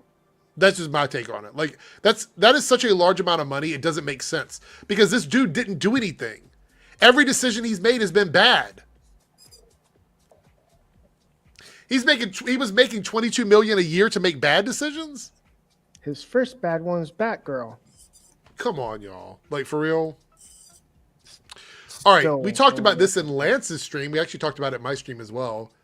And I'm going to mention, because we talked about the grounded term, right? Whether or not grounded means no space stuff or whatever. And I said that I feel like it shouldn't be necessary, but I understand why he came out and Right. said something about being grounded, right? Yeah, right. Because the completion of that phrase that people often like to leave out is grounded in reality. Right. That doesn't mean you're not going to get anything space related. So he says here, Lantern's director James Hawes compares the series to True Detective, Fargo, and No Country for Old Men. We already knew the True Detective comparison. Right. But then he goes, this is the crazy part. It's a show. He goes, it's a buddy cop movie, and then somebody flies. It's a TV show. What does that mean? Means I hope they haven't made the Marvel mistake of, putting a movie and breaking it up into 6 episodes. All right. Do y'all want to make some bets before Lanterns comes out? Because I feel like I'm going to be right about this. And I'll put a whole dollar bill on it. Whole dollar bill. Okay. I think the show will have some space stuff in it. I think they will put on their rings and they will fly around at some point. I mean, you already see them wearing rings in the shot. Right. But I think 90% of it is going to be them on Earth doing mystery shit that has nothing to do with space. Does anybody want to take that bet? I mean, they said it's a buddy cop movie until somebody flies. Right. I'm not shocked. I wouldn't be shocked. No, I wouldn't be. I think because of the fact that it looks to me like everything we've seen, every promo we've seen so far has been the two of them just hanging out in the street, walking around and stuff. I think, look, that doesn't mean it's going to be bad before y'all come for my neck, right? I don't think that means it's going to be bad. I'm just saying we need to rein in our expectations because the reason why it's a show is because they are doing it on the cheap. They're doing it on the cheap, right? That's why they're doing it. Because a Green Lantern movie with these two characters would have been a $150, almost $200 million movie. Even though from a creative standpoint, I think the whole Green Lantern mythos is DC's biggest untapped gold mine that they've abandoned for years because of one failed movie. Mm-hmm. I will say this, the issue with my feelings on the show is if you speak, you'll get in trouble. You can say what you want. Guys, I don't time people out very often. Like, you can say whatever you want to say. Even if you disagree with me, I don't care. You guys know how I roll. But look, Serenity says, I'll take that bet. My bet is there'll be no space stuff. They will be undercover, so not using their powers or wearing the suits, and they'll only use their powers when they fight the big bad at the end. I would not take that bet because you might be right. I would not take that bet because I'm pretty sure you would be right about that. I think that both of these actors are going to do great in this. Glimmer cast. They're not gonna cast Aaron Pierre as James Bond. I just saw that rumor too. Yeah. But no, I think he's going to knock it out of the park as Jon Stewart. He is, and then to come to find out, he had a horrible injury right before, right as he was cast as Jon Stewart. Yeah, he's gonna give it his all. Like his tendon separated from the bone or something. Yeah. That was rough. Do you think they're going to show Lil Green at the beginning of the film and then not beginning of the TV show? I think they're going to tease us. They're going to give us Green Lantern shit at the beginning, and then something's going to happen. They're not going to be able to use their powers for like 5 episodes, and then they're going to get their powers again right at the end, and they're going to fight some big bad that they couldn't beat before because they didn't have their rings, and that's it. That's what I think is going to happen. I wouldn't go that far because of the simple fact that Sinestro is in this, Guy Gardner is in this, and is going to be coming around to piss Hal off and possibly hit on Jon Stewart and or literally. I don't know how Guy Gardner is going to work in this, considering how he acts in like Peacemaker and Superman. Why you say that? Well, this has HBO money behind it, right? Yeah. So you would. So that, I mean, gives them more of a budget to do than compared to something like, CW, for example. Okay, let me ask you a question. Look at the 3 things they mentioned there. Has any of that got to do with space at all? Is it got anything to do with science fiction? I mean, they don't have to be in space per se because they're Earth-based lanterns. Right, but what I'm saying is that doesn't give them any reason to push the power thing either. Like, it doesn't give them any reason. If they're dealing with a Midwestern mystery, what the fuck do they need their rings for? Because the rings help them solve the mystery. But it's not going to be them flying around in costumes and shit like that. It's not what it's going to be, I don't think.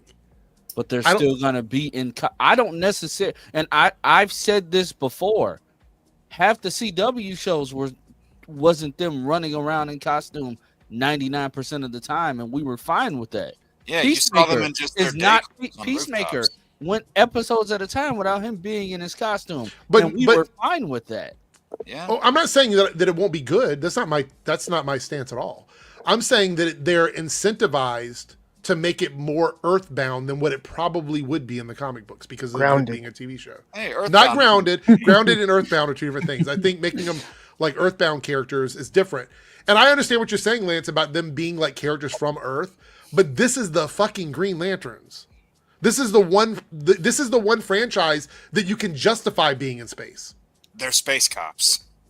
I understand that, but at the same time, you could say the same thing about, hey, why we have said the same thing. Why is Guy Gardner hanging around Earth working with Hawkgirl and Mr. Terrific? But Guy Gardner's in a suit flying around with all the other heroes. These guys, I've not seen any pictures of them in their costume. We haven't seen any pictures of them at all except for this. Well, we've seen the set photos too.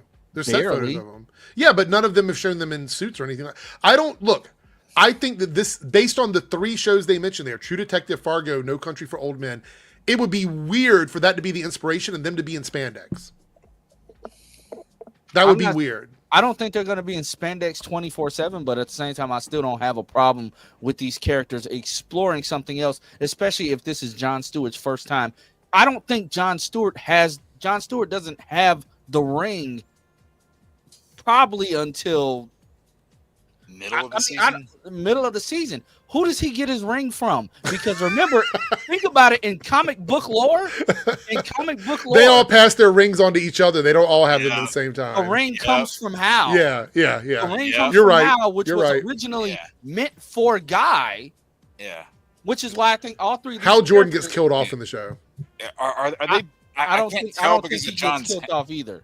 I can't tell because of John's hand. Are they both wearing rings in that shot? No, I don't think it's so. I just- think it's let me superimpose it. I don't think It's so. it's just Hal. It's thought just Hal so. wearing the ring. Well, you don't see his it's other cut ring, off. so, yeah. Oh, But- that's convenient. Yeah. But what I will say is, I think it's fitting, and I've always said that Guy would end up showing up in the show, because, like doing my research of it over and over again, I can't wait to see how James Gunn works in the rivalry that Guy and Hal have.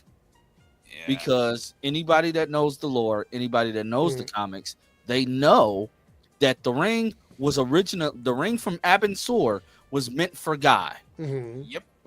Everybody knows that originally, with the whole comic booky things of it all, Hal ended up finding all that information out, because once he did find out about Guy, the Guardians let him do the whole, I wonder what would have happened if Guy ended up with the ring and I didn't. It always ended up back in the hands of Hal.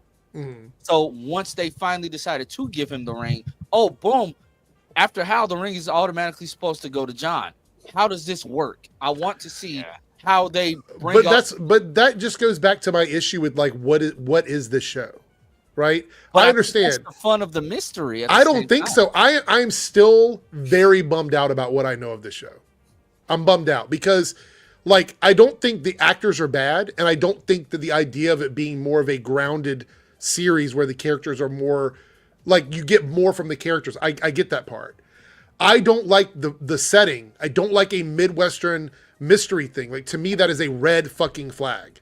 Well, I'm a procedural drama guy, so it works for me. I like. But that's fine. Like, I'm not saying, like, look, I get it. Like, some people are gonna like that. It's not for me. It's not for me. I want to see, when I think of Green Lanterns, I think of space opera. That's what I think of when I think of Green Lanterns. Like, I think of the most amazing space stories that DC has to offer. I don't think of 2 dudes hanging out in Montana, walking down the street, investigating at something. That's not what I think of. That's just me, though. I think Hal is showing up because, well, look at him, and he's showing up to be like, hey, yo, yeah, my ring's calling out to you, yada yada yada. You're my successor, Guy. Somehow... So, do you think he's going to give the ring to John, and he's not going to be a Lantern anymore? I think it's gonna be a way for Hal to still be a Lantern, but the same way the way I looked at this is, not Jon Stewart's. What's the guy? James Gunn's DCU. His lineup is reminiscent of the Justice League Unlimited, the Justice League cartoon. Mm-hmm. Remember the episode in Justice League Unlimited where they were in the future, but it was that time shift and Jon Stewart disappeared and Hal Jordan appeared? Yeah, that was funny. I think he's going with that. So since this ties into the whole, it's been 300 plus years of metahumans or whatever. Hal's been a Lantern for years. He's a legend. He's a veteran, but his time is, being this huge Lantern veteran. Maybe he's given up his ring so he could train with the Guardians, or something crazy that James Gunn thinks of. He's just not going to be a main Lantern anymore. He'll come around when he's needed. Well, that's a going to better share theory the than ring. I've seen where people are saying, "Oh, they're going to make Hal Jordan into fucking Parallax. It's like, please, no. I don't think they're gonna. I don't think they're gonna do that. I think Hal's just No. he's older. So when the Justice League eventually does show up, he's not gonna be flying down and being like, "Yeah." Hey, So he says the Superman, synopsis clearly it's said me. John is a rookie Lantern and not a normie. With no ring. I don't know. I'll be honest. Like this entire concept doesn't interest me at all. Like it just doesn't. And I mean, I'm pretty sure there's people that feel the way I do about it. I'm not saying it's going to be bad. I'm not saying that you can't enjoy it. When I think of lanterns, this is literally the opposite of what I think of. Like this is not what I like. Even if it were like a military series where he's a pilot and he's training or something like that, something more akin to like, you know, something we saw in the earlier era of like Hal Jordan, I'd be okay with that. Even with Jon Stewart, they could do something like that. This particular story, I'm going to have to, and I'll be honest, I'm going to have to force myself to watch it because I'm just not excited about it at all. And I want to be. Makes me sad because I think Green Lanterns have one of the best setups for like a pseudo mini universe inside of the DCU where they could do all kinds of things. But I don't think this is the best starting point for it, in my opinion. I could be wrong, and I'm okay with that. I actually want to be wrong. Eric, I'm sending you an image of that first photo. It's where you actually can see John's. You can see hand. John's hand, Right and up. it's Yeah. no ring on it. Yeah, Oh, Okay, there's hold no on. ring. Let me look at it here. There's no ring on his other hand. I'm looking at the image too. It's no ring on it. I just sent it to you. I wonder if he's going to like share the ring with Hal. Is that a thing? No, that that's work not a thing. because the ring chooses one person at a time. Damn, this is a big ass picture. Hold on. I didn't know it was that big. Oh, my bad. But no, look, yeah, no ring.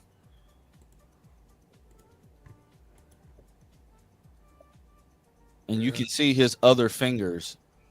You will see a piece of ring. He doesn't have the ring yet, or he just refused to. Ooh, what if? What if this is David Ramsey's John?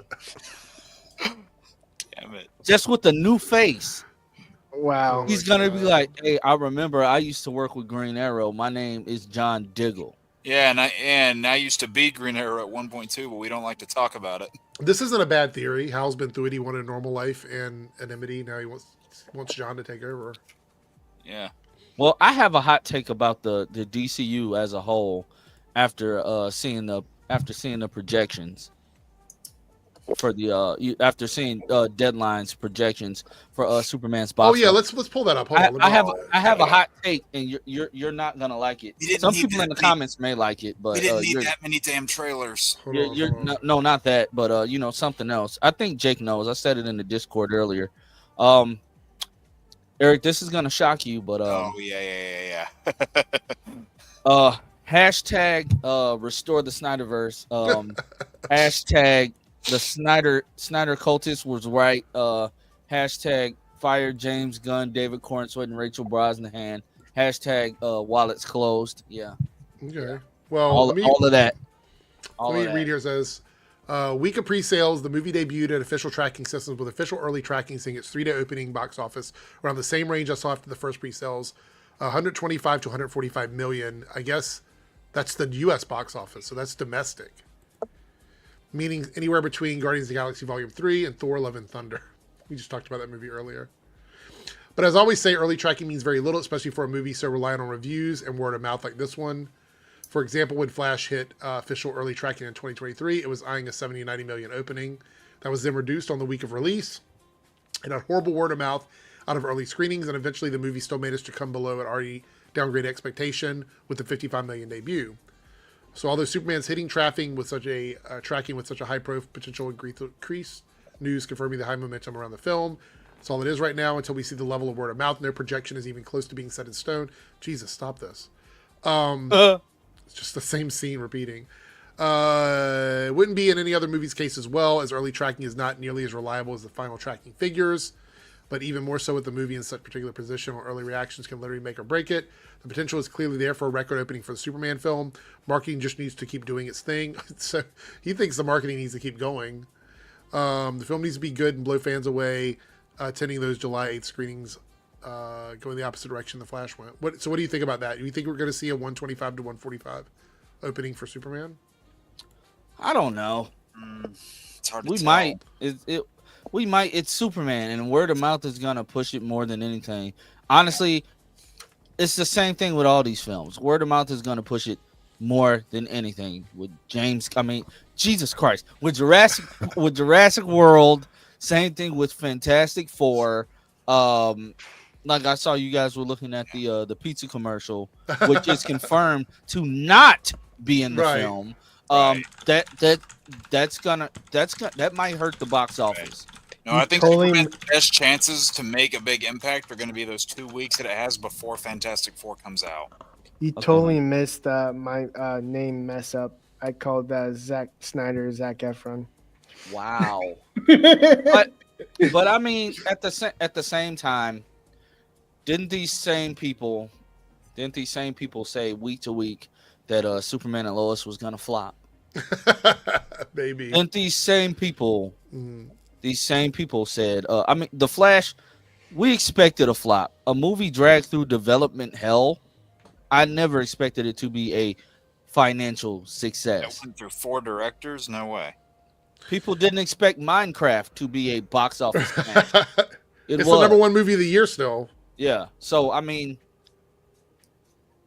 but I don't understand boxing. I never thought that I never thought that Superman would reach 145 million because of today's climate and how expensive movie tickets are in general. Yeah, they're increasing. But I don't think it's going to be a box office flop. Although people like to try to change what flop means. Right, because flop and underperforming movie are 2 different terms. They are.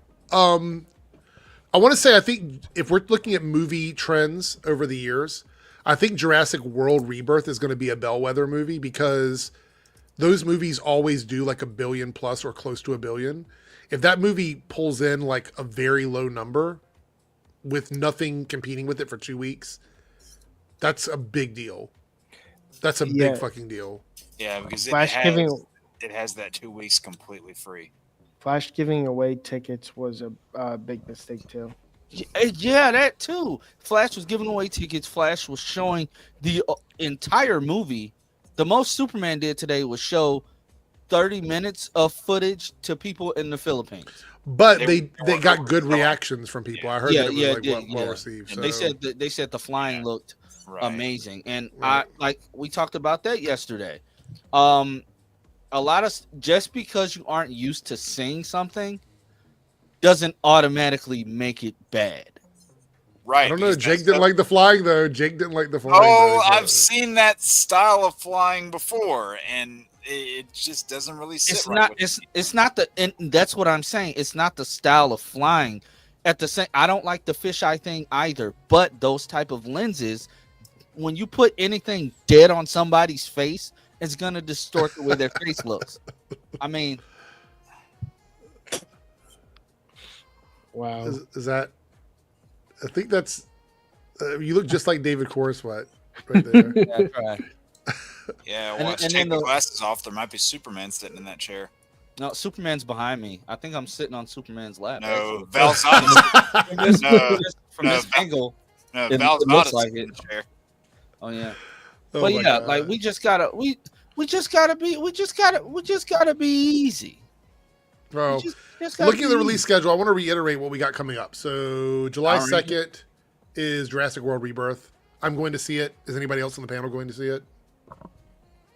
Eventually. Okay. Well, Jurassic World? Yeah. I'm going opening day. I'm going on the 3rd. No, I'm out of town that week. So. No, I'm going on the 4th. I'm going on July 4th, yeah. Okay. Oh, wait. It's a holiday weekend. That movie's probably going to get a lot of numbers because it is a holiday weekend. Yeah. Okay. So it's going to get an extra day of like total sales, most likely. Then the next 2 weeks after that. No, wait. Is it 2 weeks after that? Or is it just a week? It's a week because Superman is the 11th. Well, officially the 11th. You're right. It is. Holy shit. That's rough. Okay. All right. So you expect it's going to be the least of these 3. Well, what I'm saying is that's why I say it's a bellwether movie. It's going to kind of determine the rest of the month. So if people go to see Jurassic World Rebirth, then they have to go the very next week to see Superman. If it's a family, that's crazy. But And Oh then well. 2 weeks after that for Fantastic Fantastic Four, right? But I Fantastic think Four has a whole Oh, month to crap. itself in August. Like Fantastic Four has a whole Damn. month to itself. Yeah, because August there's like nothing. Let me I see. didn't realize it was that close. Yep. I'm seeing Jurassic. So you mean to tell me I'm seeing Jurassic World Thursday, then turning around Tuesday and seeing Superman? Lance, Yeah. I hope you have allocated your July budget for family movie tickets. I literally paid. Oh my for god! Everything in August that's going to be potentially good is in the very beginning, and there's nothing for the rest of the month. So the Bad Guys 2 come out on August 1st. The Naked Gun sequel comes out on August 1st, but this is not going to affect Fantastic Four at all. Freakier Friday, which looks awful, God. comes out on August 8th. Uh, And then a movie called Weapons. I've never even heard about this movie. Comes out I August did 8th hear as about well. that. Yeah. That's it, though. That's I it. made- There's I nothing else in made- August. I made Weapons. Eric, I was hoping you'd go see it. It's got Josh Brolin in it, Something. apparently. Yeah, he's Thanos. Yeah, he was wearing his weapon and he Makes snapped. me think they could move something. So it's not. I don't strange. know why somebody didn't shift to August. Yeah. That's They're what I don't stubborn. understand. We're gonna see if stubborn pays. We're gonna see if stubborn is a good decision. In other news, I'm going to see Elio tomorrow. I heard that's had a bad opening. I haven't looked at the numbers, but I heard it had a bad opening. Yeah, it's unfortunate because the people that are coming out, they're so. We saying want it's- original stuff, and then they don't go and yeah, support original and then stuff, they so, get it, and then they bitch and complain still. Yeah. F1. I forgot about that. Is that out right now? Yeah, I think. Coming soon. Okay. Or All right. Let's see what you guys picked out of the 4 choices. If you haven't voted, get your chance to vote now. I'm gonna give you like 30 seconds. Go and pick something in the poll while you can. just close your eyes and pick at random if you can't decide. All right. Let's see here. Wait another minute. Well, another. 30 Yeah, it's seconds, coming I out should say. June 27th. F1. Well, that's the problem, Fetman. Though, like, I see the same issue with animated movies from Pixar. Yeah. Very bad marketing. Yeah, so, So, it doesn't help the whole thing because we want original stuff if you don't let people know that your original stuff is coming out. Yeah, so Elemental did actually end up turning a profit after a while, and that might happen with Elio, but it had a Yeah. bad opening weekend. Yeah, it started off really rough because it came out in like that June period with like The Flash, Transformers, Spider-Verse, all those different films. Then it eventually started to get some legs, but not much. Right. All right, let's see what everybody picked for the poll. We need Lance to get on his drums and do the little... Oh yeah, there you go. All right. All right. So the winner is by a lot. Top 2000s animated films. Ooh. So anything between 2000 and 2009 counts. Well, I got the animated part right, just not the year. Yeah. So top 2000s animated films. Let me write that in the list here. Do we tell Darren to leave out any Pixar stuff, or is he going to go all Pixar? He Well, he can't won't- do Lion he won't- King. Well, I don't think he's going to be here. He's not going to be here Monday. Oh, So is this we'll be doing this one on Monday, and he'll still be out of town. Okay. Serenity did say that, by the way. Oh, what? That one was going to win? Yeah. Yeah, 100%. So maybe it'll be a Barbenheimer for Fantastic Four and Superman. I think they're hoping for that. I think that's a best case scenario. Barbara's more interesting than Oracle than Batgirl. Is that true? Top 5 or top 10? Hey, Naruto, have a good night. Thank you for coming in. Top 5 or No, top top 5, not top Okay. 10. Holy shit, 3 Dubs. 10? Like, I have a lot of favorites, Yeah. Just kidding. Do we agree that Barbara is more interesting as Oracle than Batgirl? No. I'd say she's.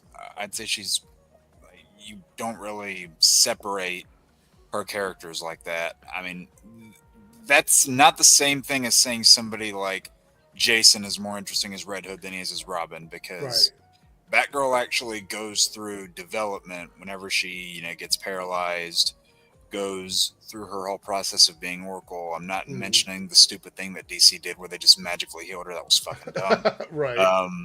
Still, I mean, no, I don't think that there's a way to say that she's better as one or the other. Although I will say my favorite Batgirl's always been Stephanie. Oh, okay. So yeah, 2000 to 2009. 2000 to 2009. All right. So, all right, with that being said, we are closing the shop down. Thank you guys so much for hanging out on the podcast tonight. Thanks, Lance, for coming in late and giving us a hot take on Green Lanterns. Yeah. Jake, for hanging out tonight. Thank you so much, Jake. Head over and subscribe to both Lance and Jake's channel. And you're probably already subscribed to 3Dub, but if you're not, you're over and subscribe to 3Dub Studios. With that being said, we're going to jump out. Thank you guys so much for being here. We'll be back again on Monday, and I will see everybody then. Thank you, Glimmer. We're going to get you on here too sometime. All right, take care, everyone. Have a good night. Bye. Bye.